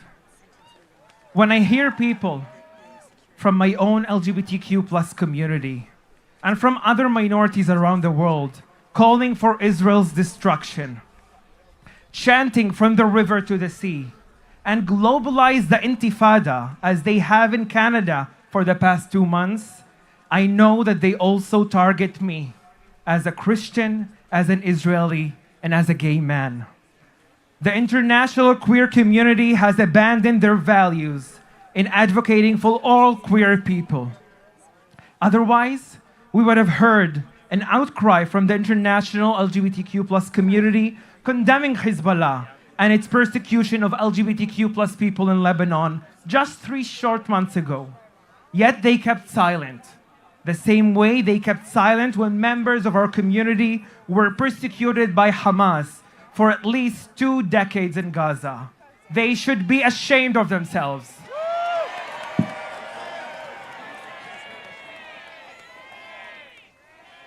Since October 7th, like many of you, we haven't yet had the chance to mourn. We immediately started fighting. The physical battle on the home fronts of Gaza and Lebanon, but also the war of narratives and war of ideology. We immediately activated the coalition I founded 7 years ago as part of my work with Diplomat organization back in Israel. The group of Israeli Arabs, Christians, Muslims, Druze, and Bedouins, all united in our stand with Israel,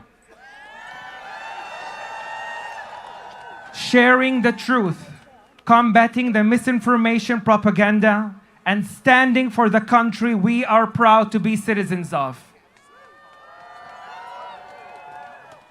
Also, since October 7th, I've heard from too many of my Jewish and Israeli friends that they feel alone out here. With the rise of anti-Semitism, close friends not asking, how are you doing? And if your families back home in Israel are safe. They felt abandoned. To you specifically, I want to say, I am here for you. We are here for you. You are not alone. As an Israeli Christian and Lebanese and part of the LGBTQ plus community, we stand with you in our unapologetic message. Israel has every right to defend its citizens. The West must remain united with Israel against Iranian terror and its proxies. And I promise you, as my father stood beside Israel and fought shoulder to shoulder with the IDF against terror, I stand here today side by side with you, the Jewish community, and with Israel, fighting against the same terror. Together, we are stronger. Together, we will win terror. Thank you very much. Am Yisrael Chai. And now please welcome Caroline Damour, CEO of Pizza Girl, friend of the Jewish people, and advocate for humanity. It's a lot colder here than it is in Malibu. Whoa. Hi guys. Okay, I know we're all wondering the same thing. How the heck did this Malibu Italian end up freezing her butt off here in Ottawa, Canada? At a Jewish rally. By the way, I'm not Jewish, but I do love Jewish people. It all started with one little Instagram post. I was appalled by the anti-Semitism that I saw all my friends going through. Honestly, how could people be so cruel to a minority group? You guys are a minority group with, what is it, 0.02% of the population? Like, that is a mega minority group. What the heck? And then I saw online, after everything that happened on October 7th, every Jewish person who was scared about what was happening to their family and distant family in Israel, then they're being called out for being scared and upset. They're being told that they're playing the victim card, this Zionist victim card. Like, how cruel can you be while all these people are suffering? So every time I thought, okay, I said what I said, I felt it, and now I'm done, moving on, and then I see more hateful things happening to this beautiful community, and I just speak up again and again and again. Because if you haven't noticed, it's very hard to shut me up. I've always been, well, an outspoken, now this one's gonna upset you guys, a woke liberal, which I never knew was offensive before. I've always spoken up and walked for gay rights, trans rights, BLM, and so many other equals rights movements, which is why I feel so just betrayed and confused why all of a sudden there טוב, are אנחנו ממשיכים את השידור החי מאוטווה, שם אלפי יהודים, ולא רק יהודים כמו שאנחנו רואים כרגע, הגיעו לגבעת הפרלמנט לקרוא בעצם לממשלה הקנדית לעשות יותר בנושא עליית האנטישמיות. שמענו את זה כאן מכמה מהנואמים, אבל מה שמעניין זה התמיכה של גם הלא יהודים, והעובדה שגם ניתנת להם במה. כבר דיברו כמה דוברים מאגודות ה-LGBT, מהאגודות הגאות כאן בקנדה.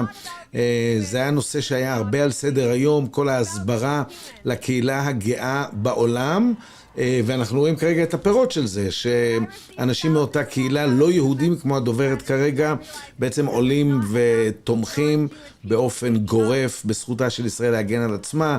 הדוברת כרגע דיברה על העובדה שהעם היהודי הוא מיעוט, ובעצם על כל הדרך שבה היא תומכת במאבק של העם היהודי. יפה לראות שההסברה עושה את שלה, בהחלט עושה את שלה, לא רק בקרב קהל יהודי, אלא גם בקרב קהל נוצרי, קנדי. אנחנו רואים גם, כמו שאמרתי, קהל גם מהקהילה הגאה וקהילות נוספות.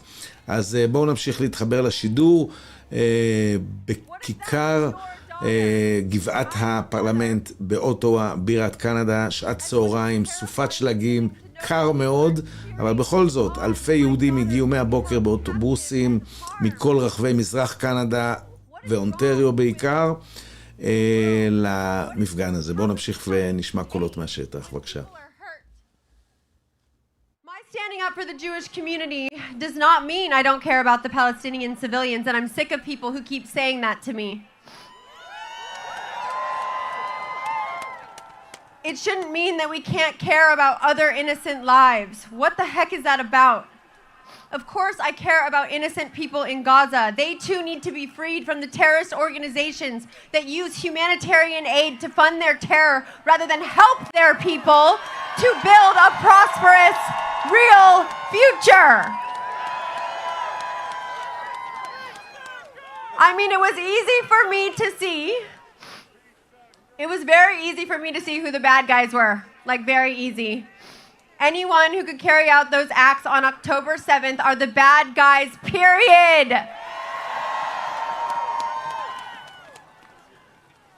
So I heard on my way here that there were several buses that didn't make it because somebody canceled them.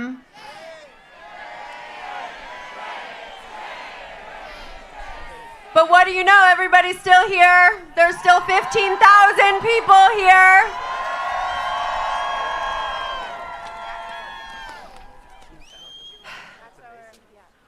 All those little things that they do show me is that anti-Semitism is alive and real. It is very real. But they won't win by doing these petty things. You're all still here. Your hearts are stronger than any of that petty BS. Through my journey of speaking up the past 2 months, I've realized how important it is to keep going and stand up for what's right. I am not scared to speak out for what's right. Why would I be?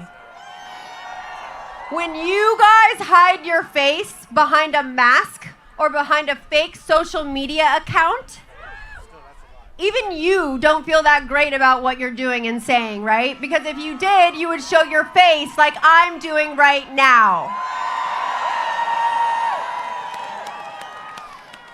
I'm not scared because it's right to stand up to the bully. I did it as a kid on the playground, and I'll do it on the world stage right now. I'm proud to stand up for the Jewish community against terrorism and online bullying.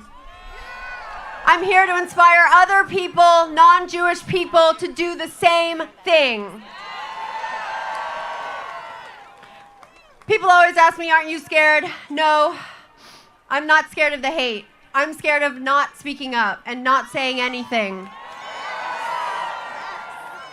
Thank you guys. Sending you all so much love, light. I love each and every one of you, and I will never shut up. From Malibu to Montreal, our former mayor of Montreal and former federal minister of immigration, please welcome Denis Coderre. Salut Montréal! Je représente les francophones du Canada. Ça va bien tout le monde? Il y a un grand rabbin, le rabbin Cook, qui a déjà dit « J'ai pas la force de me taire, j'ai la force de ne pas rester silencieux. » Alors, c'est pour ça que je suis ici. En 2002, j'ai été 16 ans député et ministre dans cette Chambre des communes. Et en 2002, j'avais mis en place une certaine liste de terroristes. Et c'est moi qui avais rajouté Hamas comme groupe terroriste. There's no reason why the hell today that Hamas is not considered as a terrorist group. Time to kick ass. Je suis extrêmement impressionné, mesdames et messieurs, parce que, je dis ça pour les journalistes, nous sommes plus de 15 000 personnes. Après avoir écouté le rabbin Pupko, I think it's time to quote the Talmud, Gamzuletova. I was so impressed by the survivor, Mr. Lepzinger, who's 95. Today, I'm Jewish. And I've done the March of the Living myself, so exactly I know what you mean. Chers amis, j'ai juste deux messages parce que vous êtes là depuis très longtemps. Un, il n'est pas question de faire un cessez-le-feu tant et aussi longtemps que les otages ne sont pas libérés. So, no ceasefire before all the hostages are back home. Et deuxièmement, bring them home! Bring them home! And finally, I used to be member of parliament and a minister, but my real job was to be a mayor. So where the hell are the mayors right now? Time is not to shut up and to be there when there's an election will come. Time is there now to show your true love and that you really believe that the Jewish people has the right to exist and to defend themselves. I'm Israel. Hi. Merci beaucoup. Vive Israel.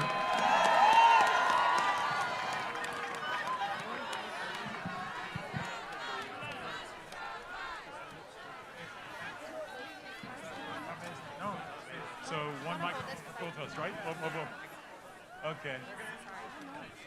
Oh, introduction. Excuse me.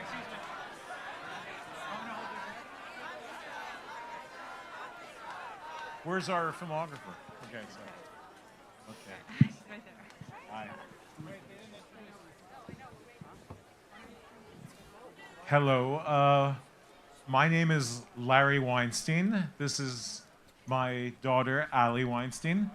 We are I am the brother of the only Canadian hostage, the only missing Canadian right now, Judy Weinstein Haggai. She was born in New York, but she lived in Toronto from the time she was 3 until her mid-20s. She then moved to Israel, where she fell in love and created a life with her husband, Gadi Haggai, their 4 children, and later their 7 grandchildren. They lived on kibbutz near Oz. On October 7th, Judy and Gadi went on their daily morning walk outside the kibbutz. They encountered terrorists, and Judy called for help, saying they had both been shot, Gadi fatally. Since then, we have had no information about their whereabouts. They both are being held hostage in Gaza, and we don't know if Judy's alive. All we want, I'll bring them home, yes. Bring them home. All we want is to bring Judy home. We want to hold her. We want to embrace her. We want to help heal her wounds. We're calling on the Canadian government to get to the negotiating table and demand that Judy, the only missing Canadian, the only Canadian hostage in Gaza, be returned home. But also, we as the family of Judy, a peace-loving person, we're calling for the end of this horrific cycle of violence that endangers every innocent person in Israel and in Palestine, and endangers all of us in the diaspora by fueling this recent overwhelming wave of anti-Semitism around the world. We're all feeling it. We want all the hostages to come home. We want Judy to come home. Judy is a poet, a puppeteer, a mindfulness and English teacher who brought together Israeli and Palestinian students for classes in Israel and the US. She has a YouTube channel where she reads her poems, and in 2021, as rockets flew overhead, she recorded herself saying the following on her YouTube channel. And we just heard this recording the other day. She said, I hope that the next time we speak, it will not be under duress, that it will not be under rocket fire, under conditions where people are at war, or even what they call military operations. May we all be granted the basic rights of home, food, shelter, and peaceful days. Here's hoping. And that's what our beautiful Judy said. And yes, bring her home. Bring her home! Bring her home! Bring her home! Bring her home! Bring them home! Bring them home! Hello, everyone. My name is Maureen Lesham. I am not a famous person or someone who's even comfortable speaking in public.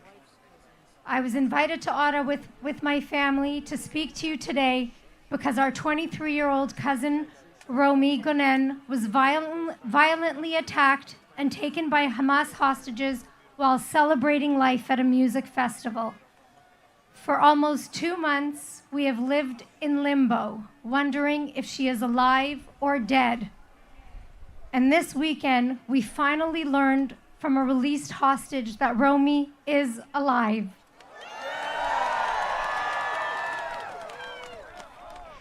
Our family has been doing everything humanly possible to bring Romy and all of the hostages home safely from Gaza. And this proof of life is the hope we so desperately needed. Romy is seriously injured with a gunshot wound and in need of immediate medical attention. You'd think by now she would have been visited by the International Red Cross,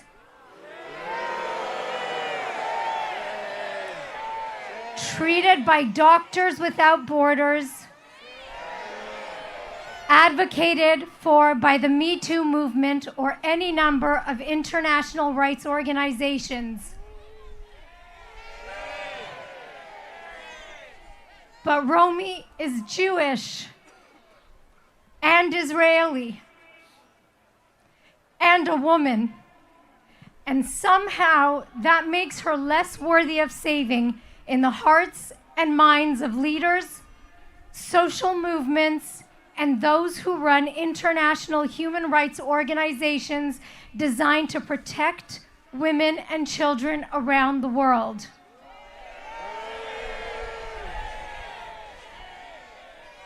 In addition to being a family member of a hostage, I stand here today as a proud Jew, as a Canadian, as a woman who built a charity that supports women and children who have fled domestic violence and human trafficking. My team and I are continuously confronted with uncomfortable truths, yet we help. Without hesitation, regardless of religious or cultural background, every day we operate from a place of humanity. This is a basic expectation we should demand from organizations designed to help people who have been traumatized and silenced. I am outraged by the worldwide tolerance and support for those who violate people's human rights.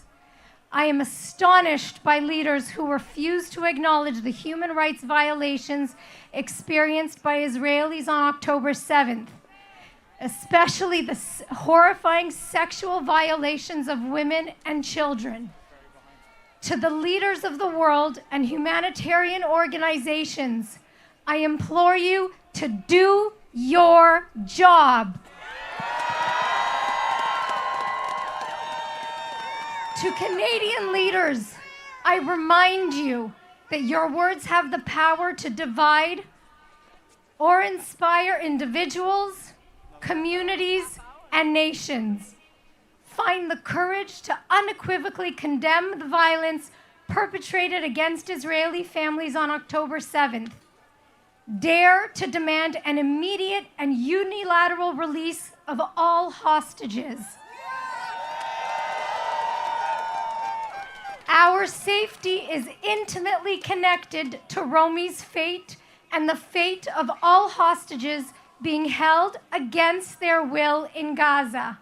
Your words have the power to unite the voices of all communities here in Canada.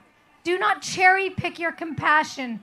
Advocate for all humanity, not just some.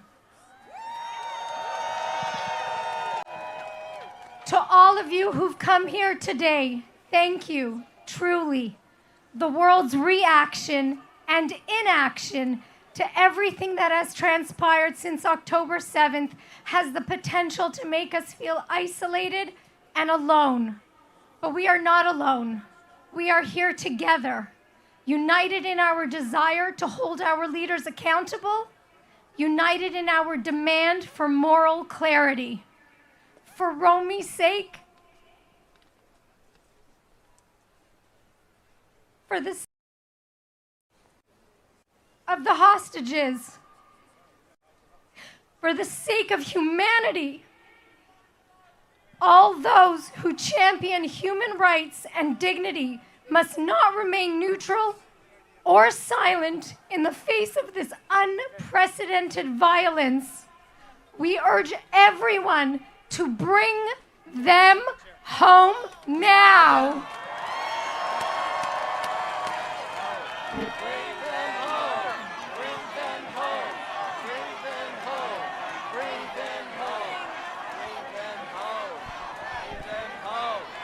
Now to recite a prayer for the hostages, please welcome Rabbi Splansky, Senior Rabbi of Holy Blossom Temple in Toronto. I just returned from Israel, where I went to a plaza known now as the Plaza for the Hostages, where families just like these gather to receive comfort from visitors. And I went and I told them about you.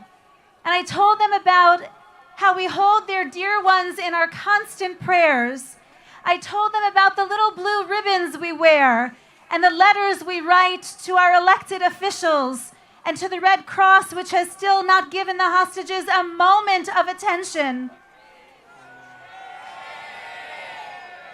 And I told them about this gathering on Parliament Hill, that we would come from across Canada to make a big noise.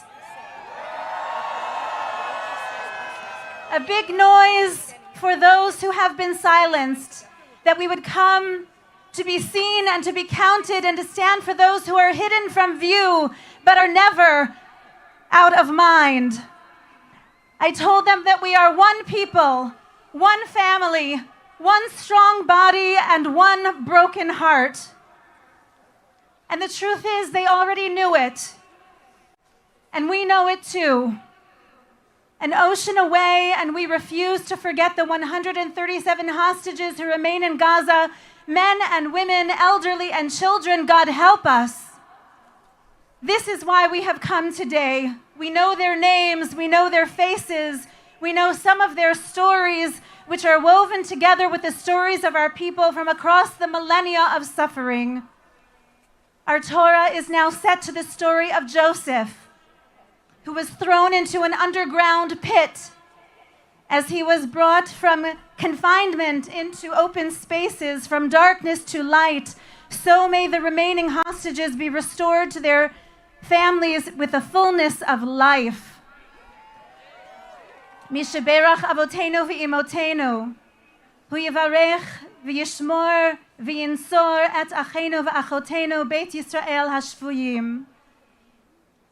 May the one who blessed our ancestors and rescued from captivity Abraham and Sarah, Rebecca and Joseph, Miriam and Aaron, David and Daniel, now bless, watch over, and protect our brothers and sisters who are held hostage at this very hour.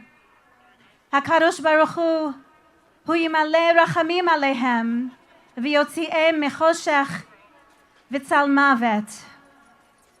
May the Holy One show them compassion and lift them up from darkness, from the shadow of death, and return them to the embrace of their families swiftly. Let them be whole in body and spirit. O God, fulfill the promise of Isaiah, your prophet. Likro lishvuyim dror. Proclaim liberty to the captives. Baruch ata Adonai, matir asurim. Praised are you, O God, Redeemer of the captives. Now please welcome Rex Murphy, Canadian political social commentator and author.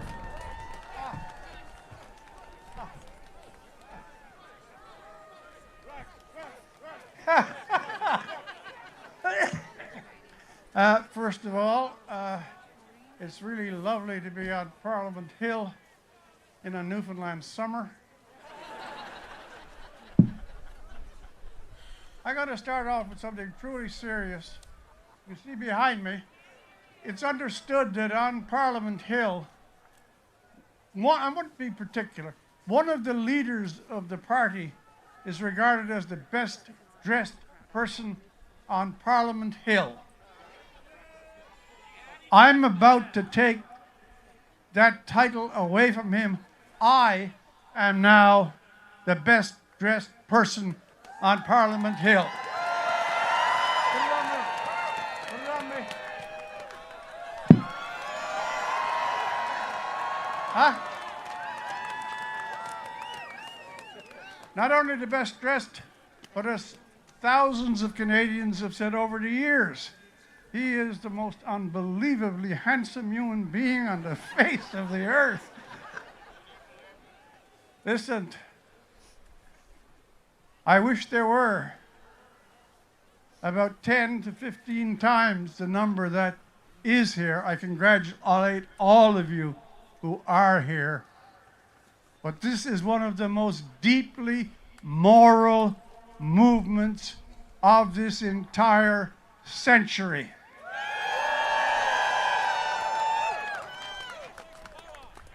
It is. It is an amazing thing. I have been unable, normally it's not a task, I have been unable to find the words to fit the occasion when on November 7th, some extremely brave, almost crusading knights came and hit a music festival. They came with armaments and armor and flying equipment, and they took on 3-year-olds, and they took on 2-year-olds, and they took on 87-year-olds, and they shot people unarmed at a music festival. This was one of the most black atrocities of our times, and we have had so many. What does it take? What does it take for an adult, a man or a woman with a gun, to look into the eyes of an 8-month-old baby and either shoot it or haul it off to a dark tunnel for 2 months after slaughtering its parents? What is this? This is the horror of the people who hate Jews. Do not wash it. Do not dilute it. Look at it in the face and understand that there are motivations so deep and there are minds so psychotic that they could walk into the very face of innocence, a smiling baby, and do it ill. I'm from a place called Irishtown, Newfoundland, and my last name is Murphy. So that's a good range away from Israel. But this afternoon, and without rhetoric, in my mind, in my heart, in my viscera, in my spirit, in my aspirations, in everything that I am a Jew.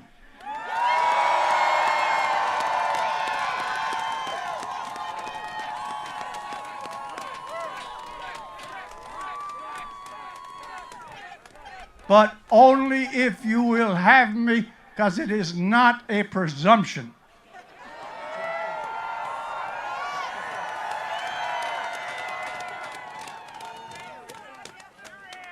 We cannot calibrate the sorrow and for once the proper use of the word trauma. We use trauma now when people walk by the titles of books that they don't like and obviously can't read.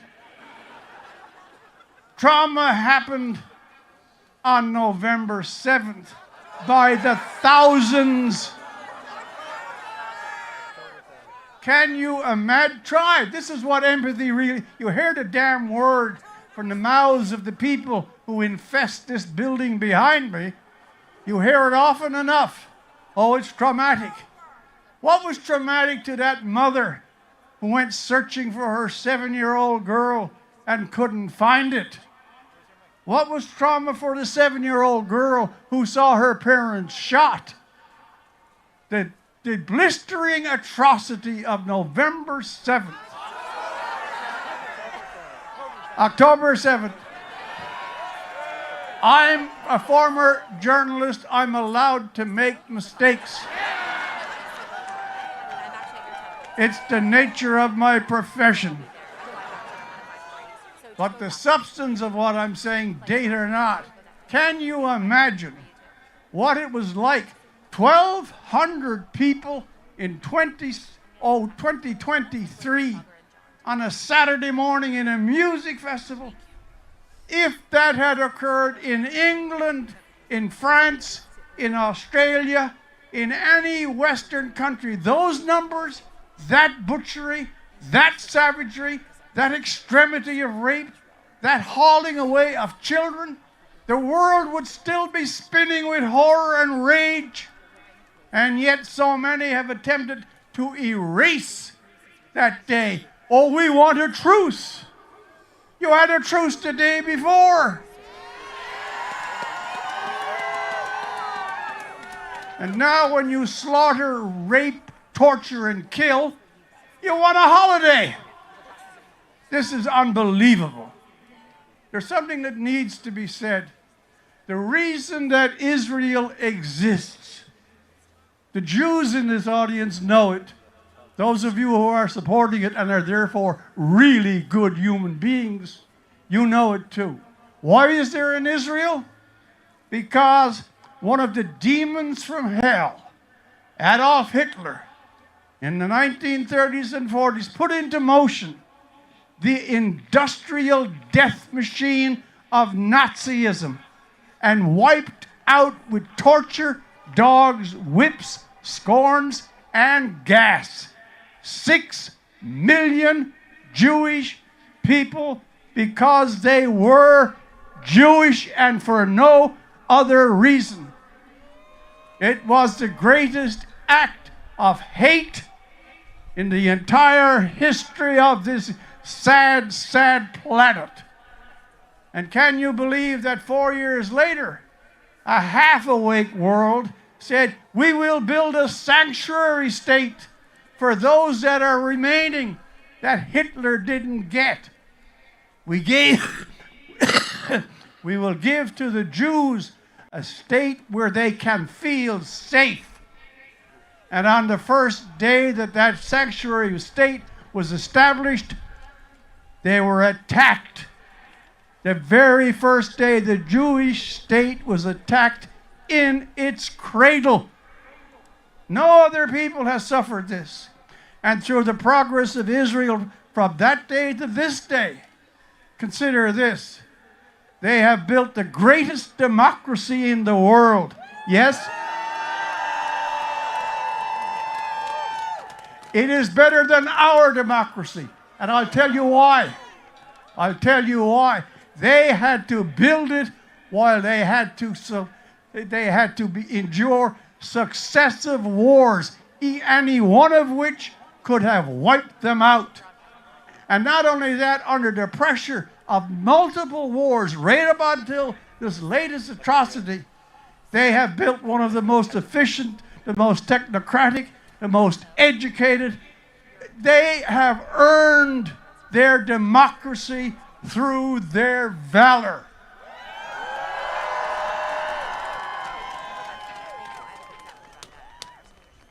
Do you want to know why anti-Semitism is so deep?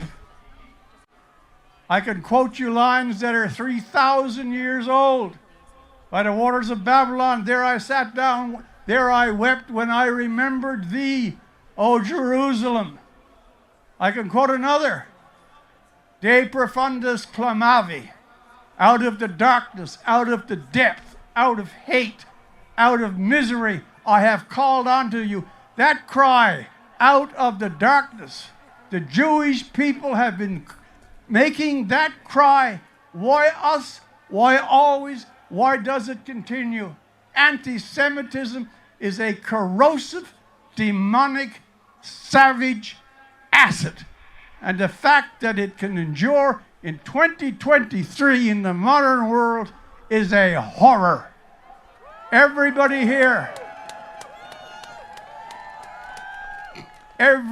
here on this hill, my very last word, and that's the greatest thing I can give you. My very last word is very simple. If there are people who intimidate you when you think to speak good words of Israel, you spit back at them. If you see people harassing bookstore owners because they sell books and happen to be Jewish, you despise them. The good in this world is secured. Israel is not a canary in a mine. It's an eagle flying on the most tumultuous winds. Israel is the one guarantor of a genuine democracy. It knows the cost of that democracy.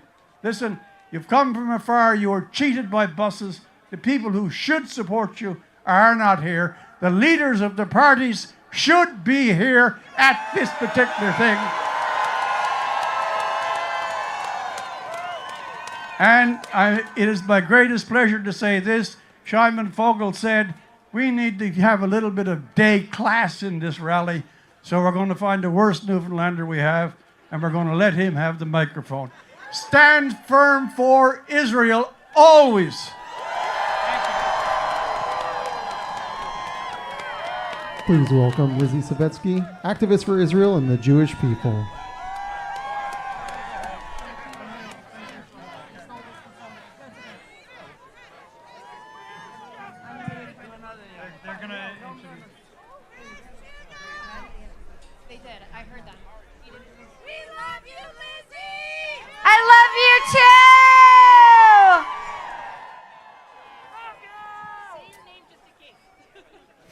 I'm Lizzie Savetsky. On October 7th, I found myself in a Jerusalem bomb shelter with my husband and my 3 children. And for the first time as a diaspora Jew, I understood what it feels like to live under bombardment as an Israeli. And it is a feeling that forever bonded me to my Israeli brothers and sisters. It is a feeling that we all had, no matter where we were on that day. And now, across an ocean, we have never felt more united with our Israeli brethren. Time and again, over 3 millennia, our enemies have tried to blame us, to beat us, to burn us, and bury us. But the Talmud says that the soul of man is the candle of God, and our Jewish soul can never be extinguished. Look around. Witness your fellow Jews standing shoulder to shoulder, carrying the ancient torch of Jewish life. We need to understand how improbable this moment is, how our standing here today, it defies all odds, how our very existence as a people is nothing short of a miracle.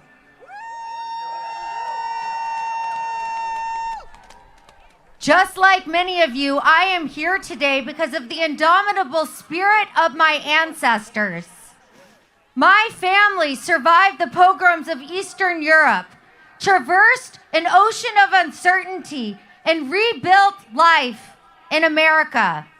And although they arrived empty-handed, they clutched their most prized possession, their Jewish faith.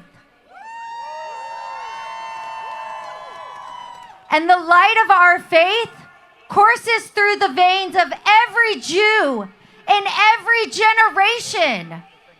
It is the light of compassion over carnage. It is the light of love over hate. It is the light of life over death. And it is the light of good over evil.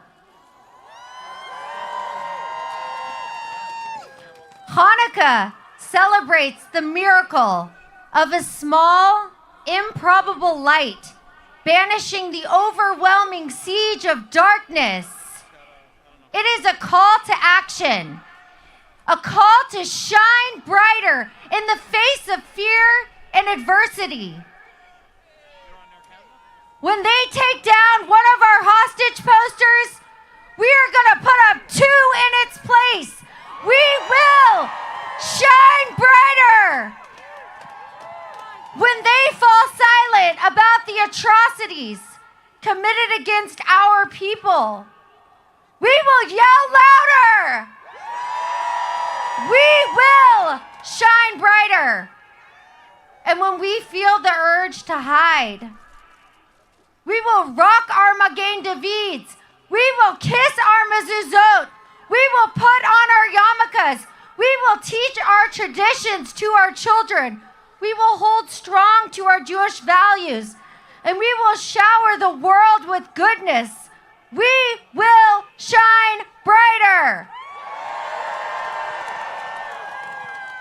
And as we leave this gathering today, let us carry with us the lesson of Hanukkah. Let us be luminaries of Jewish pride in a world shrouded with darkness. Every generation has its light, and together we will shine brighter. We will illuminate the path for generations to come. Shine brighter. Let me hear you. I love you all. And now please welcome Asha Guerrero, Ethiopian Israeli activist.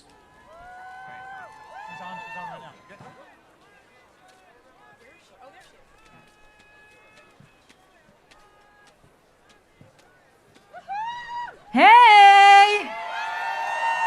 Hey everyone, how you doing? First of all, I have to say that I'm super excited to be here today in this Canadian rally for support for the Jewish people. As we all proudly stand for Israel and call loudly and clearly for our people, our family to come back home. Bring them home. Bring them home. Bring them home. Bring them home.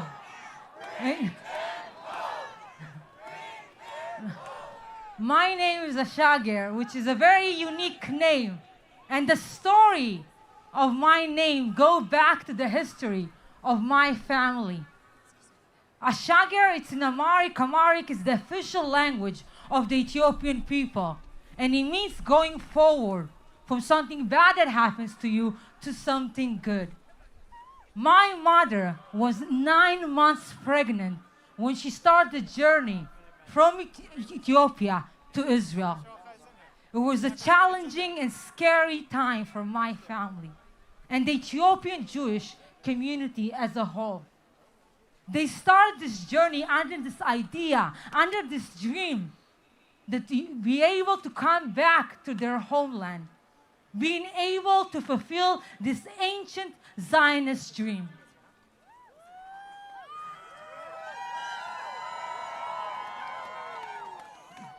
And in this time of difficulty and fear, I was born in the middle of the desert. And my family saw my birth as a sign from God, saying everything is going to be okay. This girl is going to be raised in Israel. This girl deserves to have a safe Jewish life. So they named me Ashager, going forward, because they truly believe that I was the sign from God saying that they will be able to make it.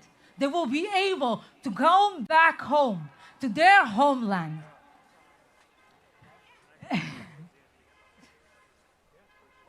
Sorry. Yeah! I'm excited, guys. Yeah. The Ethiopian Jewish story is similar to many stories of Jewish communities worldwide. In the Middle East, North Africa, and Europe, is a story filled of hatred, persecution, genocide.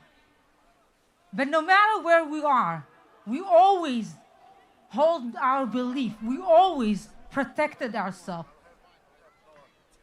I will never forget the day that my grandma told me about the time she was hit for an inch of her life in Ethiopia just for being Jewish. She was told to go back to her land. She was told she doesn't belong. At that time, my grandma didn't have any choice. She had to deal with what happened. She had to put her head down, hide, and wait until the rage will calm down. But today, don't get me wrong, My grandma is one of the toughest women that I know. But at that time, she knew exactly how she needed to act in order to survive. But today, when my grandma is being attacked, when our country is being attacked, she doesn't need to put her head down. She doesn't need to hide. She stands up proudly, knowingly, fully. The 3 of her grandchildren are going to put their uniform and protect her and protect our country. Right now, I have one brother that is in the Lebanese border and another in Gaza. And when I'm not here freezing, I'm in Jerusalem. My grandma knows that we are there to protect her. We are there to protect Israel. And we are there to protect the Jewish people. I know the times that we are experiencing, it's hard time. And it might find unique or special. But I remind you, it's not. It's the story of our community. A story of persecution, of dealing with anti-Semitism and Jewish hatred. And every time we experience that, we continue rising up. We continue fighting. We continue speaking up.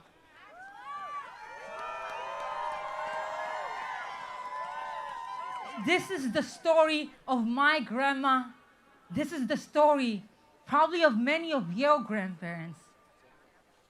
From Libya, Hungary, Spain, Iran, Iraq. This is the story of the survival of the Jewish people. This is a part of...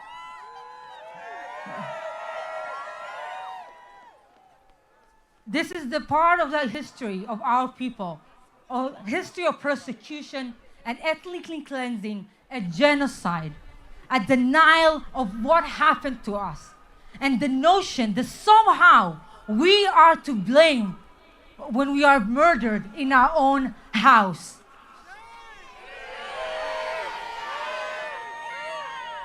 But we need to remember the other part of our story, the way we react when things happen to us. We must remember our history and what we are as a people. We are people who've been surviving for over 3,000 years. We have seen kingdoms rise and fall. We have seen empires disappear to the pages in history. And we are still here. I know it's a difficult time for all of us today. We continue to grieve the loss of the people who were murdered, the brutality, the inhumanity, and what happened on October 7. But yesterday we mourned. Today we rally.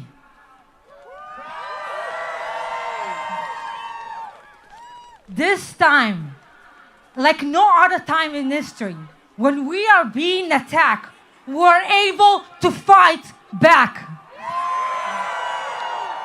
Whether they like it or not, we are able to defend ourselves.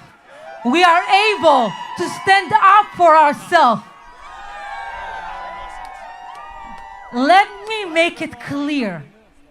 We are going to destroy Hamas. We are going to bring our people back home. And we are going to win. Am Israel Chai!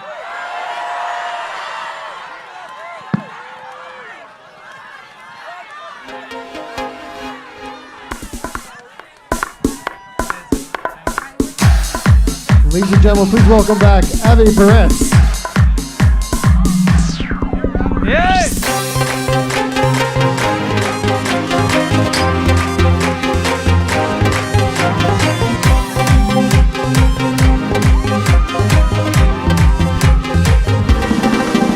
מקום, כל הזמן, יש לכולנו מגדול ועד קטן, ימים יפים וגם פחות, וביניהם תשובה לכל השאלות. יש אלוקים אחד גדול, ובעולם הזה נותן לנו הכל, בין אפלה לקרן אור, את הנתיב אנחנו רק צריכים לבחור, וזה ידוע, חיים הם מתנה, הכל צפוי והרשות נתונה. כולם ביחד, everybody! מי שמאמין לא מפחד, את האמונה לאבד, ולנו יש, והוא שומר אותנו מכולם. מי שמאמין לא מפחד, את האמונה לאבד, ולנו יש את מלך העולם, והוא שומר אותנו מכולם. והעיקר, והעיקר,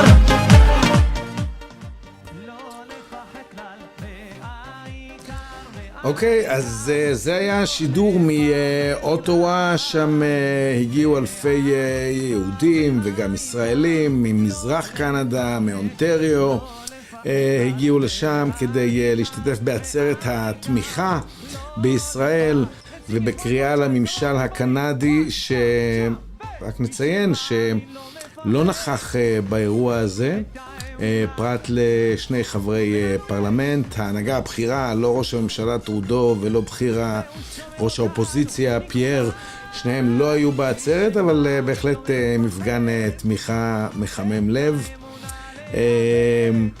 אלפים עדיין נמצאים שם בכיכר ויעשו בשעות הקרובות את דרכם חזרה גם לטורונטו. אוטובוסים הגיעו מהעיר הזאת, מטורונטו לאוטווה, ויצאו כבר ב-6 בבוקר, והם נמצאים שם עכשיו, ואנחנו שמחנו לסקר את האירוע הזה באוטווה, אירוע לא שגרתי, יש לציין, לא תמיד אנחנו רואים עצרות תמיכה בישראל בתקופה הזאת. דובר הרבה על החשש של היהדות המקומית בתקופה הזאת, והחשש הוא מובן. זהו פחות או יותר, השידור הזה הובא אליכם בעזרה של כמה נותני חסות, והנה תשדיר חסות אחד ואז אנחנו נחזור.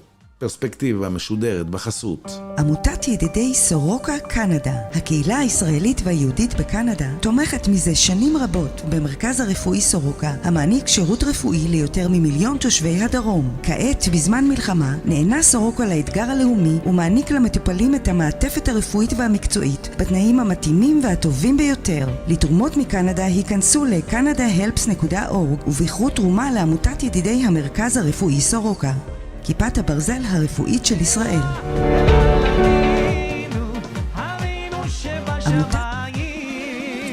אז זהו, אני רונן, העברתי לכם את השידור הזה המיוחד מטורונטו.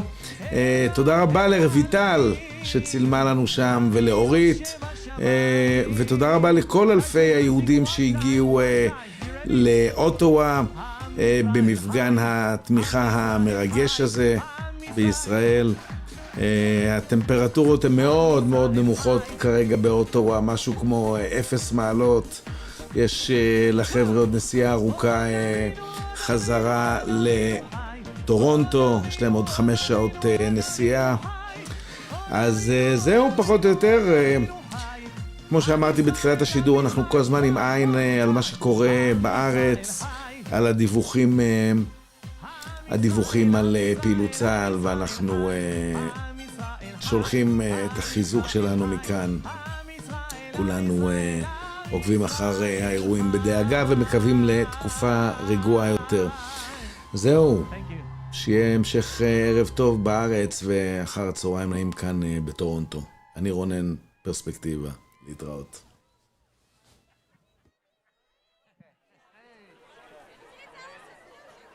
We're going to conclude with a couple of prayers.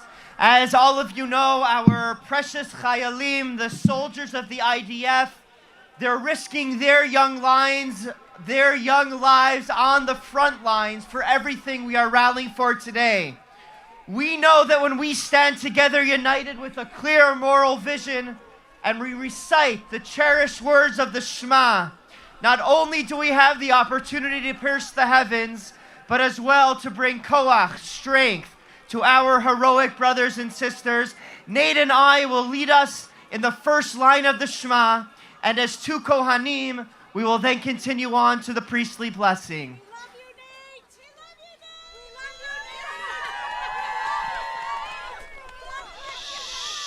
Shema Yisrael, Adonai Eloheinu, Adonai Echad.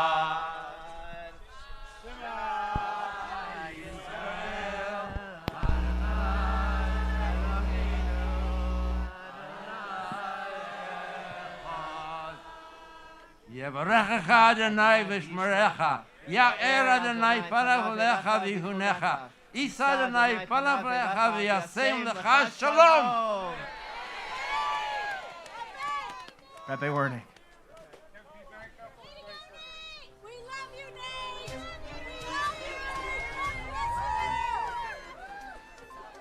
The Torah reading that we read on Shabbat teaches us something very important about prayer. Jacob and Esau are about to be reunited. He's afraid. So he brings forth three elements of his reunification with his brother. First, he sends gifts and diplomats. Worried that that might not be enough, he divides his camp into two and creates a defensive position in case he needs to go to battle. And it's only then, at the end of doing everything that he can do for himself, that he turns to God in prayer. And so as we conclude this rally, we too turn to God in prayer, the prayer for Midinat Yisrael, the prayer for the state of Israel. Avinu Sheba Shamayim, Sur Yisrael v'go'alo. Barech et Midinat Yisrael, Reshit Tzmicha Gulatenu. Hagen aleha bi'avrat chazdecha, ufros aleha sukat shlomecha. Ushlach orcha v'amidcha l'rosheha sarev v'yotzeha. V'takneim be'etza tova milfanecha. Chazek et yidei mikinei eretz kodshenu. Strengthen those who defend our land. V'achilei melahin Yeshua, and ensure for them victory and redemption. V'ateret nitzachon tatrem, v'natata shalom ba'aretz, and grant peace for the land. V'simchat olam liyoshveha, and happiness forever for those who dwell there. V'nomar, Amen. Am Yisrael Chai.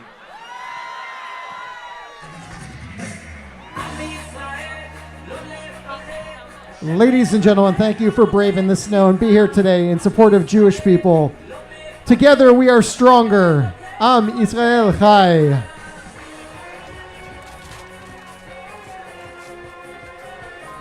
And just a quick special thank you to our security teams and police for keeping us all safe today. Please be respectful and thank them on your way out.